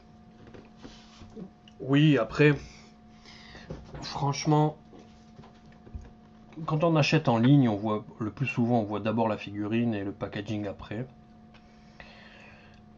Mais il faut pas négliger le packaging. Hein. C'est vrai que ça peut déclencher un achat. Je sais que la gamme Transformers qui font les crossovers avec Ghostbusters, Top Gun, Jurassic Park, Retour vers le futur, moi ça m'a convaincu quoi. Sauf pour Top Gun, mais pour voilà, Retour vers le futur, la DeLorean qui se transforme en robot, le l'Ecto One qui se transforme en robot, le packaging qui ressemble au G1 d'époque que je vous ai montré avec le quadrillage et tout, moi ça m'a fait craquer. Les boîtes de pins de Captain Flamme sont belles, elles sont top. Elles font penser aux boîtes Poppy, tout à fait. Rappelle-moi qui sont les Français qui font ça déjà, Nico. Mais effectivement, les boîtes des pins de... Comment ils s'appellent déjà? Elles sont super belles, effectivement, on est pile dans l'ambiance Poppy d'époque. J'aime beaucoup les packaging des figurines Marvel Famous Cover. Elles sont superbes. Ok. Je suis pas très branché Marvel d'ici en figurine, mais j'irai voir ça. Star Trek Playmobil est ouf. Ouais, là tu parles de l'Enterprise. Effectivement, ouais. C'est une pièce de dingue. Très imposante et très chère. Là, pour finir ce petit passage de Window Box, je vais vous montrer deux Graal pour tout collectionneur que m'a gentiment prêté mon ami Nico, qui sont voilà, des Graal absolus et qui restent des beaux packaging qui font toujours rêver aujourd'hui avec de l'argenté. Vous voyez, ça fait toujours rêver.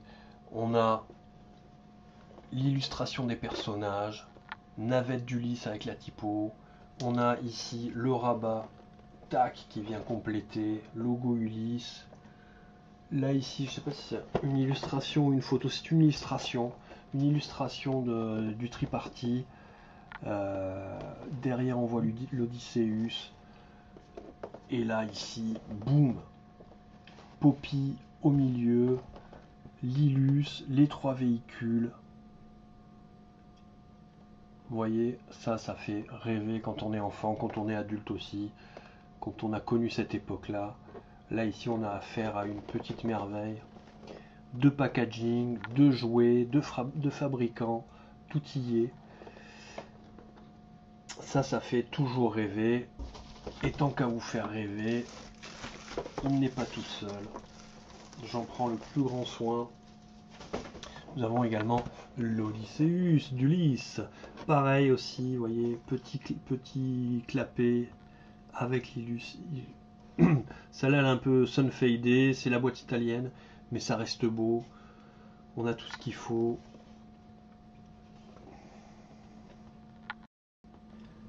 Là, ici, on a la gamme, alors qu'on l'avait pas sur l'autre.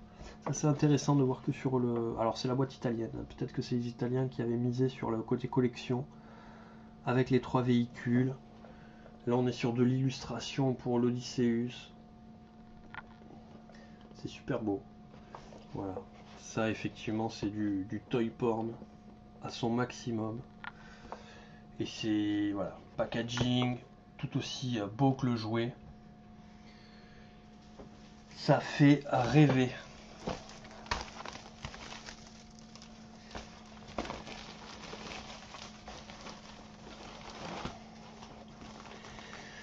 Superbe. C'est un sex toys de nos jours, tout y est. J'ai la flèche en loose éclataxe. Je sais pas s'il y a un double sens dans cette phrase. Mon cousin l'avait et je l'ai retrouvé en miettes dans une boîte fourre-tout. Mon Dieu, le super Graal. Et oui, ça, les gars, on a du très lourd ici. Là. On a du très très lourd.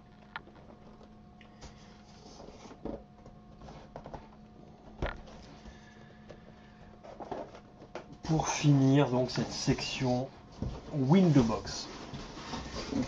Effectivement, est-ce qu'on peut dire que le Window Box, c'est ce qui, finalement, c'est le bon mélange entre une boîte fermée et un blister, sachant que bien évidemment, pour des raisons de taille, on ne peut pas tout mettre en Window Box.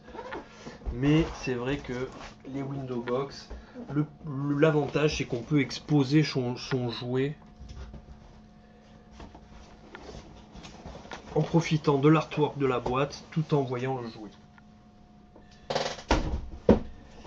Et ça, c'est pas négligeable. Ça donne des frissons. Ils sont plusieurs Ulysse 31. Ils ont mis un S à Ulysse. Celui-là, tu peux le laisser totalement en boîte. Ouais. J'ai jeté la boîte de mon Metroplex G1. Elle a moisi, dégoûté. Metroplex aussi, très beau jouet. Effectivement, il y avait le S à l'étranger. Tout à fait. Voilà les guys, on va maintenant passer à la 3e et dernière phase de ce live. Clairement, tu vois le Toys et tu peux ouvrir sans tout casser. Pour ça, Window Box est top. Tout à fait, ouais. Les Window Box, ça reste ce qu'il y a de plus vendeur aussi, hein, de voir ce qu'on achète. Allez, on va aller... Alors vous allez voir, ça va être très japonais. Je trouve que les Japonais ont une façon de faire les packaging qui, moi, me touche. Je trouve ça beau. Je trouve ça beau. Vous voyez par exemple ça. Ça c'est tout con. Ça c'est un God Lightan. Donc en fait c'est une gamme de robots qui se transforment en briquets. Briquets d'époque, les briquets en or. Mais qui ont chacun une spécificité. Par exemple celui-là c'est un taille-crayon et c'est un robot et il se transforme en briquet. Bon, bien sûr il fait pas du feu, mais vous voyez là le packaging, on a la version briquet, la version robot, on a ce qui fait finalement la caractéristique du briquet, c'est-à-dire ces incrustations ici, et derrière on a une petite bio avec l'illustration du robot. On est sur du Poppy, ici vous avez reconnu le logo. Ça c'est de toute beauté. Et ce qui fait le charme aussi pour rajouter, ça c'était fait pour des enfants, il y a un dessin animé qui va avec qui s'appelle Gold Lightan que je vous recommande si jamais. Franchement le dessin animé se regarde encore aujourd'hui. Et ce qui fait le charme en fait, c'est qu'ils ont vraiment gardé le côté luxueux du briquet. Ce qui est bizarre, hein, c'est plutôt un truc de fumeur de cigares dans des clubs de poker, enfin je sais pas c'est l'image que j'en ai, mais vous voyez lui c'est donc le Gold Lightan aussi. Lui il y a carrément 24 carats incrustés et ils ont mis cette espèce de feutrine rouge que vous pouvez trouver dans des boîtes de collection, et ça j'ai vraiment apprécié. Vous voyez on a un bel écrin ici, Et quand on ouvre, on a cette feutrine ici, rouge un peu, et dedans on a le briquet, et ça rajoute vraiment au côté classe du jouet. Et ça, pour ça, ce packaging là je trouve génial, et c'est vraiment le détail un peu japonais, je dirais, d'aller pousser le vis jusqu'à là, je trouve ça excellent. Maintenant, il n'y a plus de plastique sur les window box. C'est exactement. Maintenant, il n'y aura plus de plastique. Hasbro l'a annoncé il y a peut-être en 2019, il me semble, qu'ils arrêtaient de mettre du plastique dans leur packaging. Donc, il n'y a plus de fenêtres, il n'y a plus d'attache de jouets. On n'a que du carton.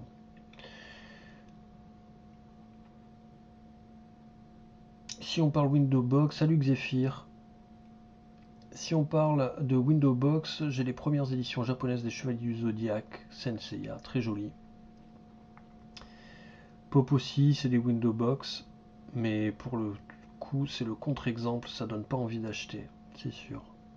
Il existe chez School of Shogoking, tout à fait, le nouveau TF en boîte fait cheap, sans la bulle plastique, effectivement. Mais tu vois, par exemple, j'ai chopé le Cosmos Legacy Corsair. Il y a pas de, tu peux toucher le jouet puisqu'il n'y a plus effectivement de fenêtres plastiques, mais je trouve que les packaging donnent bien, ils ont un design qui est assez attractif, les couleurs pètent et finalement c'est pas très dérangeant quoi. Et puis de toute façon il faut vivre avec son temps aussi, hein. Je pense que voilà, s'il faut supprimer le plastique, supprimons-le. Non, façon luxe 70, exact. Les attaches sont en craft. Yes. Allez, on reste dans le japonais joli. Avec ces petits. Là aussi, on était sur des briquets. Là, on va être sur des cadenas en métal. Vous voyez ces petits Armor Rock et Fighter Rock. Là, ce que j'apprécie, c'est les illustrations. Vous voyez, les illustrations un peu SF. Derrière, on a un background, on essaie de nous expliquer une histoire, alors qu'il n'y a pas eu de série du tout là-dessus, hein. Mais voilà, on essaye de faire rêver en faisant des belles illustrations.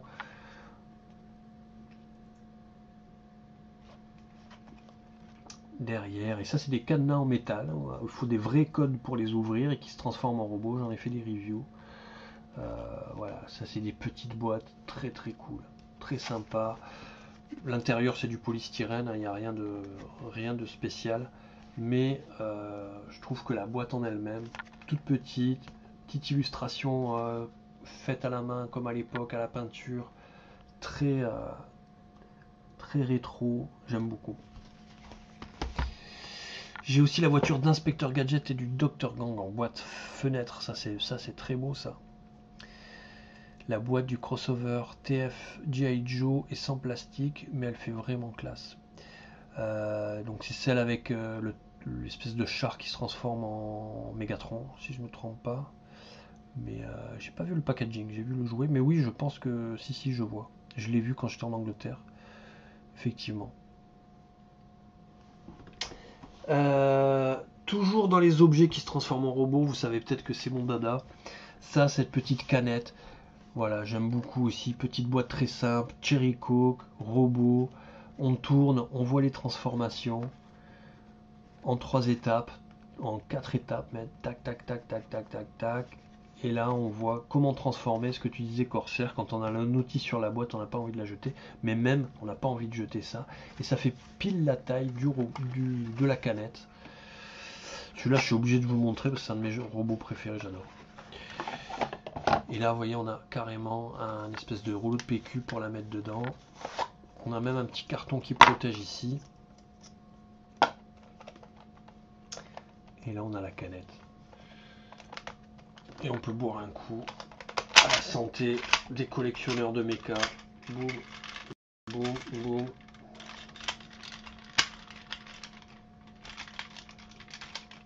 Existe aussi en version classique. Mais allez savoir pourquoi le Cherry Coke est plus facile à trouver et moins cher. Voilà, le Mandalorien avec gros goût. La boîte fenêtre est cool aussi. Et tu peux tester le Toys. Ouais, c'est ça, c'est Megatron qui se transforme en tank. Ouais, ouais, ouais, je vois très bien. Je vois très bien. On continue avec les boîtes japonaises.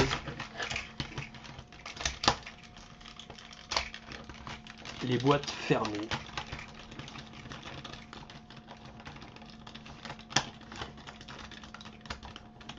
Et je pense effectivement que bientôt on n'aura que des boîtes fermées puisque le plastique disparaît et que à moins de faire un try-me où on laisse toucher le consommateur au jouet, c'est quand même mieux de l'avoir fermé.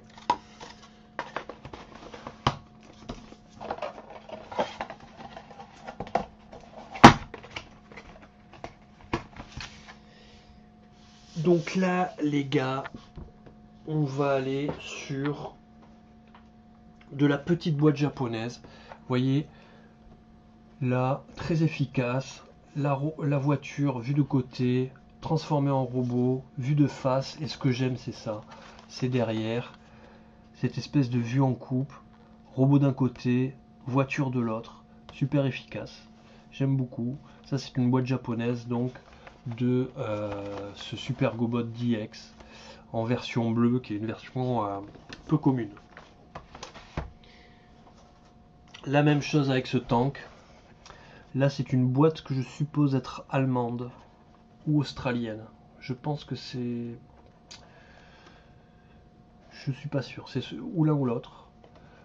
Mais là aussi, on retrouve le même délire, moitié-moitié. La Porsche de Tony Montana. Voilà, et avec des couleurs très militaires, vous voyez, c'est ça que j'aime beaucoup, c'est qu'on est dans une ambiance ici avec ce... Vous voyez ici, DX, machine robot. Mais tout est écrit en anglais.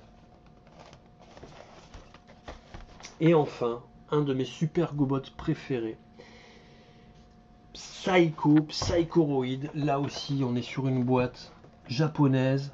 Vous l'avez reconnu ici, c'est Cobra, puisque à la base, la Psychoroid, c'est un véhicule qu'on retrouve dans la série, mais qui ne se transforme pas en robot. Et là, eh bien, ça a été un des premiers designs des gueules de cockpit qu'a fait, je vais me rappeler de son nom, qu'a fait Kawajiri, je crois qu'il s'appelle, un grand monsieur en tout cas. Non, pas Kawajiri, Katsushi Murakami, qui a fait ce design là et qui a été le début de beaucoup de choses et que je trouve aussi magnifique. Vous voyez, Space Cobra, j'adore le dos également, tellement beau. Et celle-là, c'est donc une de mes préférées. Donc celle-là, la différence avec les versions européennes et américaines, c'est que celle-là, elle tire un missile au niveau de l'avant. On ne le voit pas là. Mais elle pouvait tirer un missile, donc on lui mettait dans la gueule un missile Poppy classique jaune, vous voyez, comme il y a dans le vaisseau d'Ulysse. Et en appuyant dessus, il tirait. Alors qu'ensuite, ils ont enlevé cette action feature sur les versions américaines, la version française. Là aussi, tiens, c'est une window box. J'aurais pu vous la montrer en window box. Regardez comme c'est beau.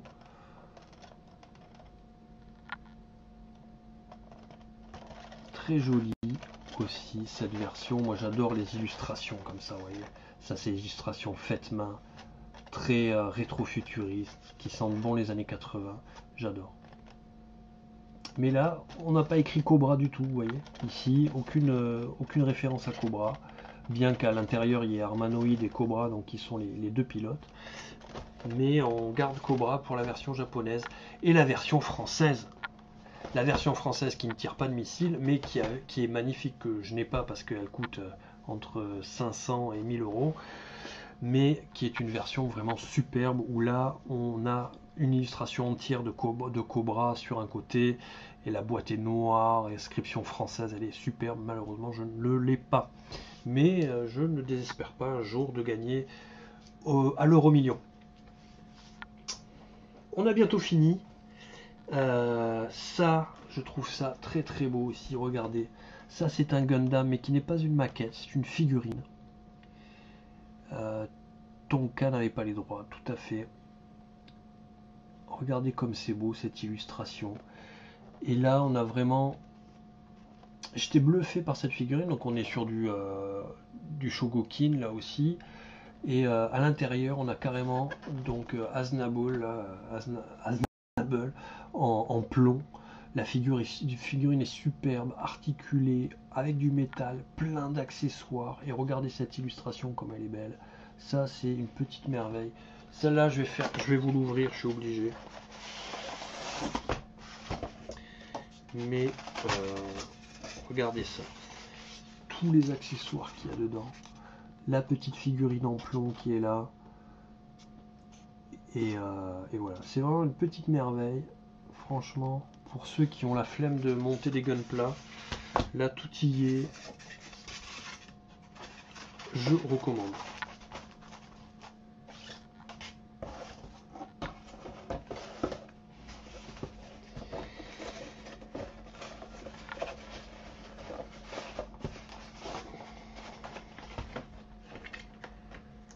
Magnifique les covers sur Gundam dans la gamme Shogokin de Bandai. Tout à fait, tout à fait. Franchement, un super bon plan pour les 20 ans de Gundam. Je ne l'ai pas payé cher ce figurine, grâce à l'ami Yvan Ouest-Laurence qui m'a alerté qu'elle était en vente sur Vinted. Et franchement, je recommande. On arrive à sa fin, il nous reste allez, quelques petites choses. On est dans les belles illustrations. Je suis obligé de vous montrer ça. Là ici on est dans une maquette cette fois-ci, mais une maquette d'un crossover entre Mechagodzilla et Evangelion. Et là on est sur une maquette.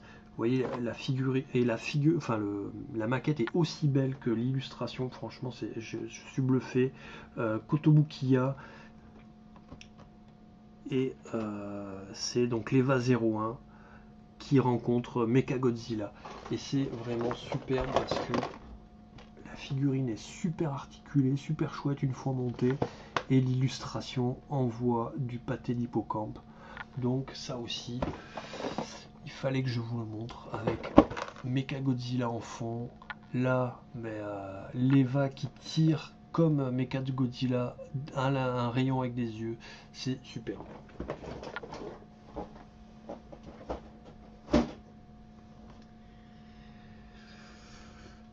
Tellement beau. Ok, on va continuer les gars si vous avez... Moi j'aimerais bien savoir quand même, parce que là je vous montre des choses depuis tout à l'heure, mais j'aimerais bien savoir vous, si vous aviez un packaging qui vous a marqué à me citer, ou une gamme. Une gamme, je sais que par exemple chez G.I. Joe, on a vraiment des illustrations aussi pour les véhicules sur les packaging qui sont très beaux. Pareil pour les blisters d'ailleurs, c'est des illustrations des personnages qui donnent envie. Je l'ai dit, maître de l'univers aussi, on a des très belles illustrations. On a Masque, il y avait une très belle boîte aussi. Kotobukiya et Super Kali en statut PVC Artefix, mais aussi en maquette. Tout à fait. Moi j'étais agréablement surpris par cette maquette. Alright les gars, répondez-moi à cette question s'il vous plaît, ça m'intéresse. Dites-moi franchement si vous aviez un packaging qui vous a marqué, un packaging que vous aimeriez exposer, ou une gamme de packaging qui vous a marqué, ça m'intéresse. Qu'est-ce qu'on avait aussi comme beau packaging? Il me semble que sur les Visionaries aussi, j'ai souvenir que les véhicules, il y avait des belles illustrations. Rocklord aussi, on a des belles choses. Il y a eu tellement de beaux packs. Samuel qui nous dit un très vieux packaging du vaisseau Starbird et sa base. Mais c'était l'enfance. Ok. Le packaging Dino Rider était très beau, c'est vrai. Niveau illustration Dino Rider, vous êtes d'accord, ça tape grave, c'est vrai. Ouais. Moi je redis Bus Big Jim agent secret. Ouais. Non, on est d'accord. On est d'accord, le packaging participait tellement à l'envie d'achat sur ces gammes-là.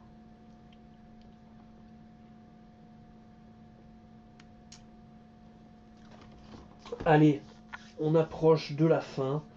Donc là, on était sur du très japonais. On va continuer sur du très japonais avec ici le robot de Five Man. Ça, c'est un cadeau des amis Nico, Poppy, enfin Bandai. Et là aussi, on a toutes les informations sur le facing, le robot transformé, le gun, le mode canon avec les persos autour. Ça fait rêver. Regardez-moi ça. Ça sent bon les années 80. Un packaging que j'aime beaucoup. Regardez ça, des images carrément de la série avec le robot qui a une tronche incroyable. Big Jim aussi, c'est la classe. Big Jim, tout à fait.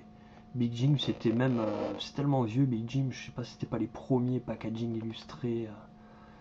J'ai une barbe Phoenix Marvel qui tape fort pour faire du hors-jeu. Une Barbie Phoenix Marvel, ok. Ah, je veux bien te croire que ça envoie. Voilà pour ce petit robot boîte de conserve incroyable qui se transforme en gun. Il fait un bruit pas possible, mais franchement, la boîte envoie. Elle envoie du rêve. Alors une autre boîte qui envoie du rêve.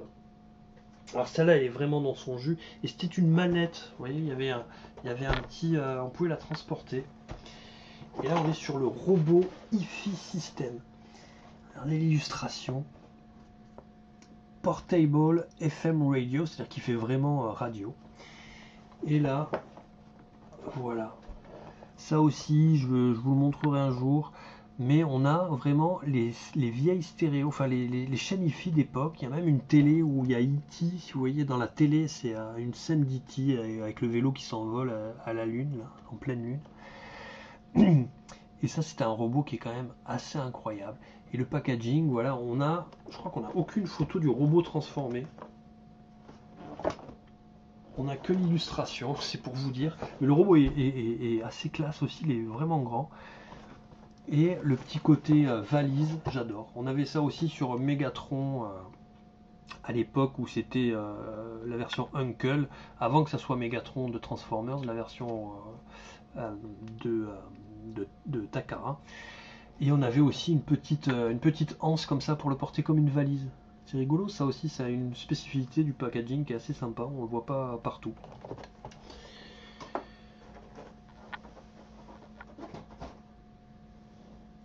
Allez, on reste dans les gros guns japonais avec celui-là. Celui-là aussi. On comprend pas, hein, moi je comprends pas ce qui est écrit, je lis pas le japonais, mais en tout cas on sent que ça pète. Là on a carrément un robot cow-boy qui se transforme en flingue de l'espace. C'est complètement fou, ça pète, regardez ça. C'est important aussi d'étudier les tranches parce que souvent les packagings sont calculés pour la mise en rayon, donc ils peuvent être rangés sur une tranche ou sur une autre. Et c'est important d'avoir une belle visibilité sur toutes les tranches. Et là ici, regardez ça. Boum, lui il pète sur tous les côtés. Et il expulse des espèces de grosses mousses, des balles en mousse assez grosses. Et vous voyez, il a carrément sa petite chaîne avec le buffle. Et ce qu'on voit pas ici, mais il peut monter le bandana comme les bandits, les cow-boys bandits. C'est assez fou. Je sais pas si il n'y a pas de photo où on le voit. Mais il faut qu'un jour je fasse une review de... Ah si, on le voit là. Et il peut monter le bandana, tac, en mode drive-by de diligence, quoi. Assez exceptionnel celui-là.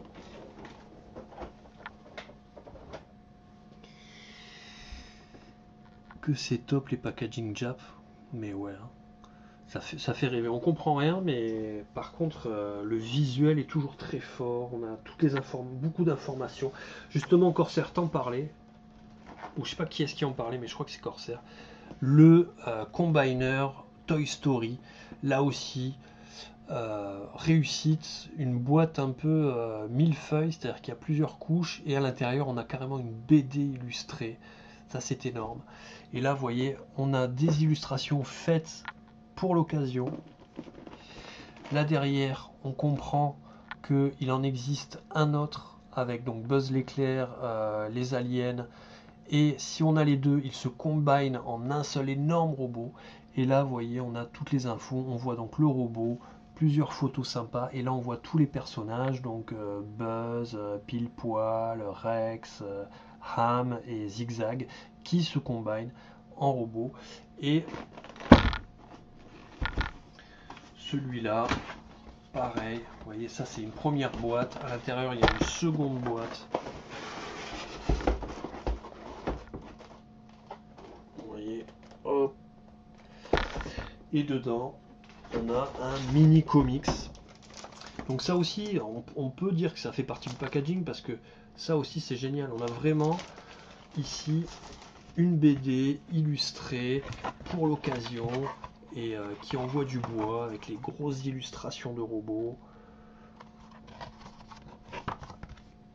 Et là on est content. Vous voyez que ça, c'est des petits plus qui régalent. La boîte de Sentai japonais sont belles, c'est vrai. Et ouais. Les Shogatai, c'est cool. Shogatai, c'est la bataille. Hein. Je veux ce mecha, il est ouf celui-là. Oui, très beau mecha, je désespère pas. Alors, par contre, les prix n'ont pas baissé là-dessus, hein, alors qu'il y a eu des belles. À un moment, personne n'en voulait. Il y a eu des belles promos, mais finalement, ça n'a pas duré. Et je désespère pas de choper la version ou la version de Buzz pour essayer de faire le combiner qui est pas. Franchement, il est pas terrible le combiner, je pense pas qu'il soit. Et celui-là, il a quelques défauts. Hein. Il tient pas bien droit, il a tendance à mal se clipser, mais par contre c'est une réussite, c'est-à-dire que chaque personnage est en métal, dans leur mode personnage ils sont superbes, et quand on aime les robots et quand on aime Toy Story, on est gâté quoi. Et voilà, écoutez, on arrive à la fin, il en reste qu'un seul. Et là aussi, c'est un packaging un peu atypique. Là, ici, c'est Aphrodite A de 3-0. Mazinger Z, Aphrodite A, ouais, c'est celle qui jette ses boobs. Et là, ce qui est intéressant, c'est l'ouverture. Voilà, je voulais vous la montrer parce que c'est aimanté. Et vous voyez, le logo se détache. Et on l'ouvre comme ça. Il y a des aimants aux quatre coins. Et à l'intérieur, voilà, on a... peut-être qu'on le verra pas à la caméra. Mais là, on a une illustration un peu, comment dire, en impression brillante là, et qui est superbe. Et après, bon, bah, on ouvre et puis après, c'est les fameuses couches qu'on a chez 3-0 de gros, les grosses couches comme ça qu'on enlève. Vous voyez, il y en a plusieurs. Et on arrive à en faire la figurine. Mais voilà, ce que je trouve sympa, le packaging en lui-même il n'est pas ouf, il reprend juste les couleurs du robot qu'on voit ici. Mais ce que je trouvais sympa, c'était le système d'ouverture que je voulais vous montrer. Et voilà, les premiers motus étaient vendus avec un mini comics pour les enfants. S'approprier l'univers, donc c'est vraiment une partie du jeu. Tout à fait, il y avait aussi les Diaclones hein, avec les frères Brizzi qui avaient fait des mini comics dans ce qui était les pré-Transformers et qui était très sympa.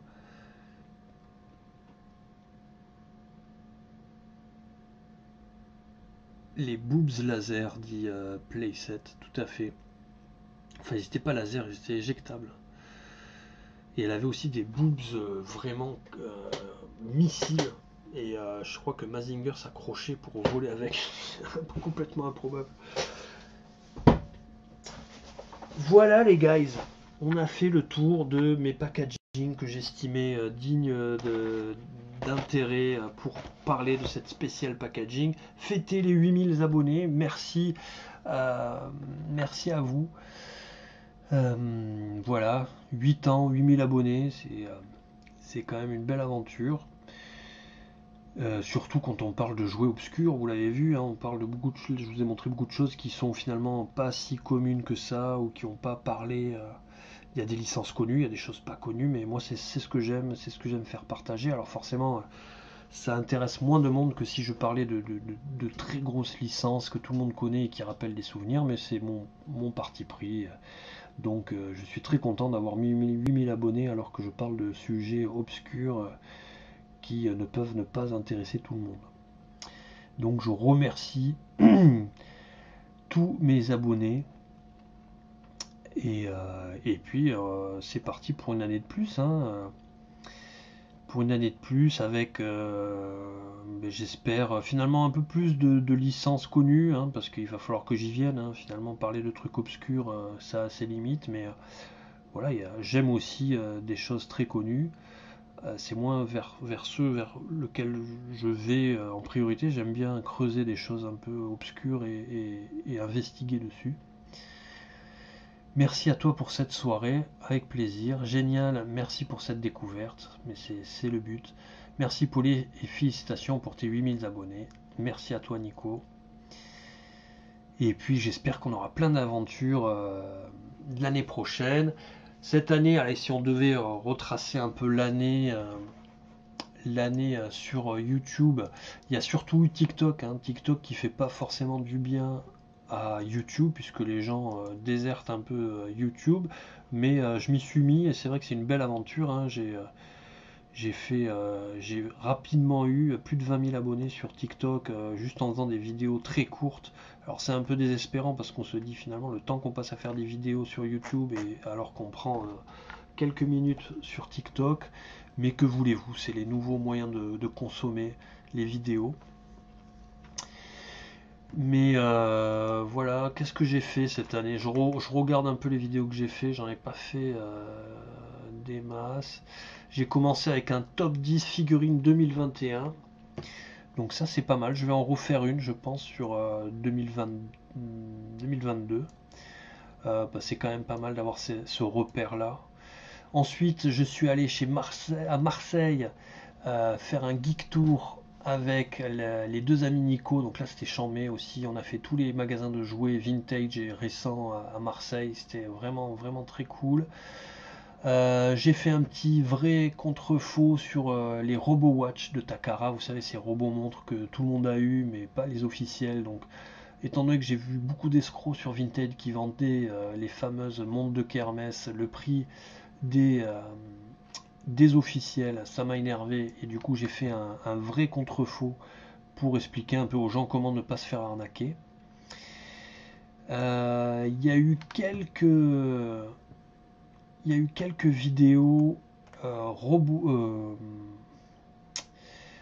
drôles de mecs. Donc drôles de mecs, c'est vrai que c'est ce qu'on me demande le plus des drôles de mecs, mais au final c'est pas forcément ce qui attire le plus de vues, mais je me suis régalé à faire justement les Guardians, là, ce que je vous ai montré, les robots psychédéliques. J'ai fait une review sur la gamme complète et ça je me suis vraiment amusé à le faire. Il y a eu les jouets Jurassic Park Transformers, ça c'était chouette. Il y a eu le Buzz l'éclair CH Figart, il y a eu la 3-Zero Ultraman, il y a eu mon voyage au Harry Potter Studio à Londres et j'en ai profité pour visiter des magasins de jouets. Donc tout ça c'est en vidéo aussi que je vous invite à voir si vous ne l'avez pas vu. Il y a un super tour du parc Harry Potter et aussi de Forbidden Planet et de Hamleys où il y a vraiment des beaux jouets, c'était très sympathique. La vidéo de la 3-0 de l'EVA 01 et la vidéo spéciale Halloween sur les robots monstres. Il y a eu quelques shorts aussi, puisqu'il faut s'y mettre. Il y a eu, je crois que j'ai fait une trentaine de shorts, ce qui est pas rien non plus. Et il y a eu des lives, dont le Toycast avec l'ami Nico Slipman, qui était très sympa et que je compte refaire des Toycasts. Donc j'invite quelqu'un et on part sur une thématique, on parle sur une thématique autour du jouet.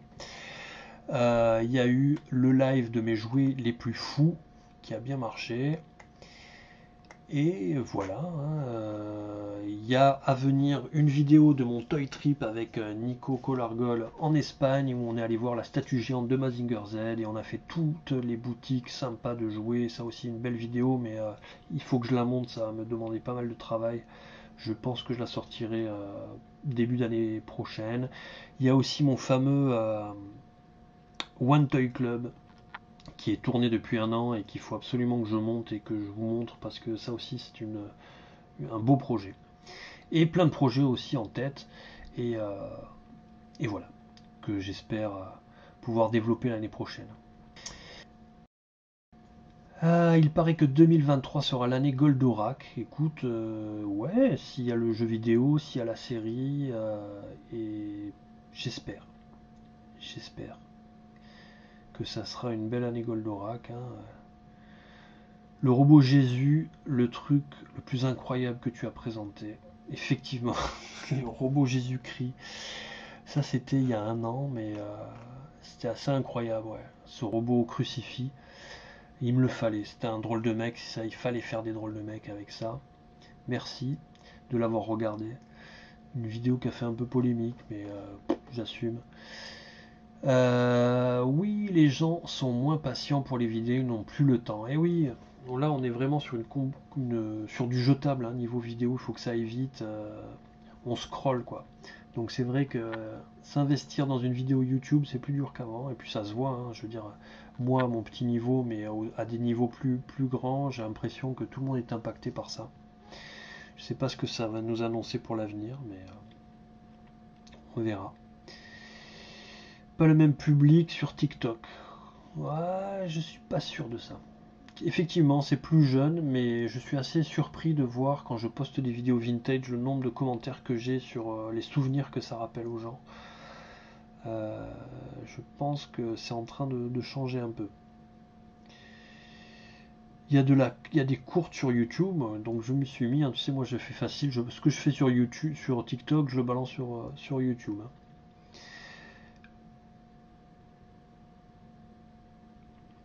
J'ai du mal avec les vidéos courtes, je te comprends. Écoute.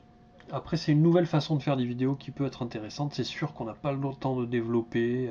C'est pour ça que moi je fais que des transformations, mais je trouve que pour ça c'est intéressant. C'est-à-dire je prends des robots et je les transforme en vidéo sans faire de montage, avec une musique et un fond qui va bien. Et puis je pense que ça peut aider les gens si jamais ils ont du mal à transformer, de voir comment ça se passe, ou même découvrir une transformation, parce que c'est ça qui est merveilleux. Là aussi, quand on parle des packaging, moi comme je collectionne beaucoup les robots transformables, je pourrais pas les laisser dans leur packaging. Il faut que j'agisse dessus, il faut que je les manipule. Contenu fast-food versus contenu gastronomique, c'est vrai. Je suis d'accord, hein. Je suis d'accord que c'est un peu dommage ce qui se passe. On est sur du rapide, du simple. Pas forcément du simple, hein. Je pense qu'il y a des gens qui prennent beaucoup de temps à faire des vidéos courtes, mais c'est vrai que des fois on se demande pourquoi passer des semaines à monter une vidéo qui va faire 200 vues alors que une vidéo de 10 secondes sur TikTok, ça peut en faire des 100 000, quoi. Où achètes-tu les robots what the fuck comme le Titanic? Le Titanic Bot, je l'ai acheté sur eBay, simplement. Après, tu sais, voilà, moi c'est les vides-greniers, les connaissances, Vinted, eBay, des marketplaces chinois, japonais. Voilà, hein, c'est un peu, j'ai pas de secret vraiment, hein. En une minute, certains robots, c'est impossible de les transformer. Oui, je suis d'accord. Donc, c'est sûr qu'un masterpiece, je vais pas m'amuser à le transformer en vidéo, mais je vais mettre ce que j'ai fait je vais faire des raccourcis. C'est quoi le timing max pour une vidéo courte? C'est une minute sur YouTube. Et là, vous allez voir que à partir de février, ils vont monétiser les vidéos courtes sur YouTube. Donc, vous allez en bouffer, hein. C'est de l'argent facile sûrement pour les gens pour qui ça marche. Donc je pense que YouTube va peut-être se transformer en TikTok, hein. Enfin voilà, écoutez, hein, ça change, ça change. Moi ça fait 8 ans, hein. 8 ans et 8 ans c'est long sur YouTube et j'ai vu évoluer, hein. Il y a eu cette loi COPPA qui a fait du mal, il y a eu beaucoup de censure, il y a eu de plus en plus de gens qui se mettent à faire des reviews de jouets, donc forcément c'est pas l'Eldorado, hein, même si beaucoup pensent que beaucoup s'y mettent là. pas l'Eldorado de faire des reviews de jouets. C'est quoi le timing max? Oui, ok, bon voilà. J'ai répondu. Les gars, merci d'avoir été là. On en est à... Il est 23 h. Écoutez, c'était très cool. J'espère vous voir au prochain live. J'espère faire un toycast avec des passionnés connaisseurs. Si vous en êtes, n'hésitez pas à postuler, ça sera avec plaisir. Il y a 2 toycasts que j'aimerais faire prochainement sur 2 thèmes différents, et ensuite c'est libre. Donc si vous avez envie de parler de jouer, ou si vous avez un One Toy Club, c'est-à-dire que si vous avez une collection centrée sur un personnage ou un univers, vous êtes les bienvenus aussi. Moi, ça fait 12 ans que je suis sur YouTube, j'ai arrêté de chercher à comprendre. Non, mais je pense qu'il faut pas se poser des questions, il faut faire ça simplement, tranquillement. Voilà. Et puis, tant qu'on a l'envie, en fait. Hein. Et puis, le jour où on l'a plus, il faut arrêter. Un grand merci pour ce partage, merci, c'était cool, à bientôt. Les Transformers les plus modernes, il me faut parfois une après-midi pour les transformer.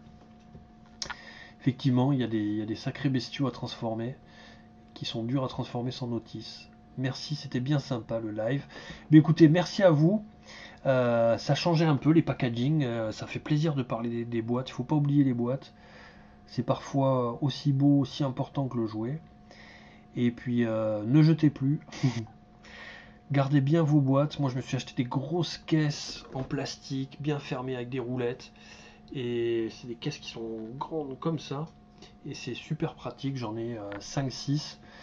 Et ça me permet de garder tout ça bien fermé, à l'abri de toutes les intempéries.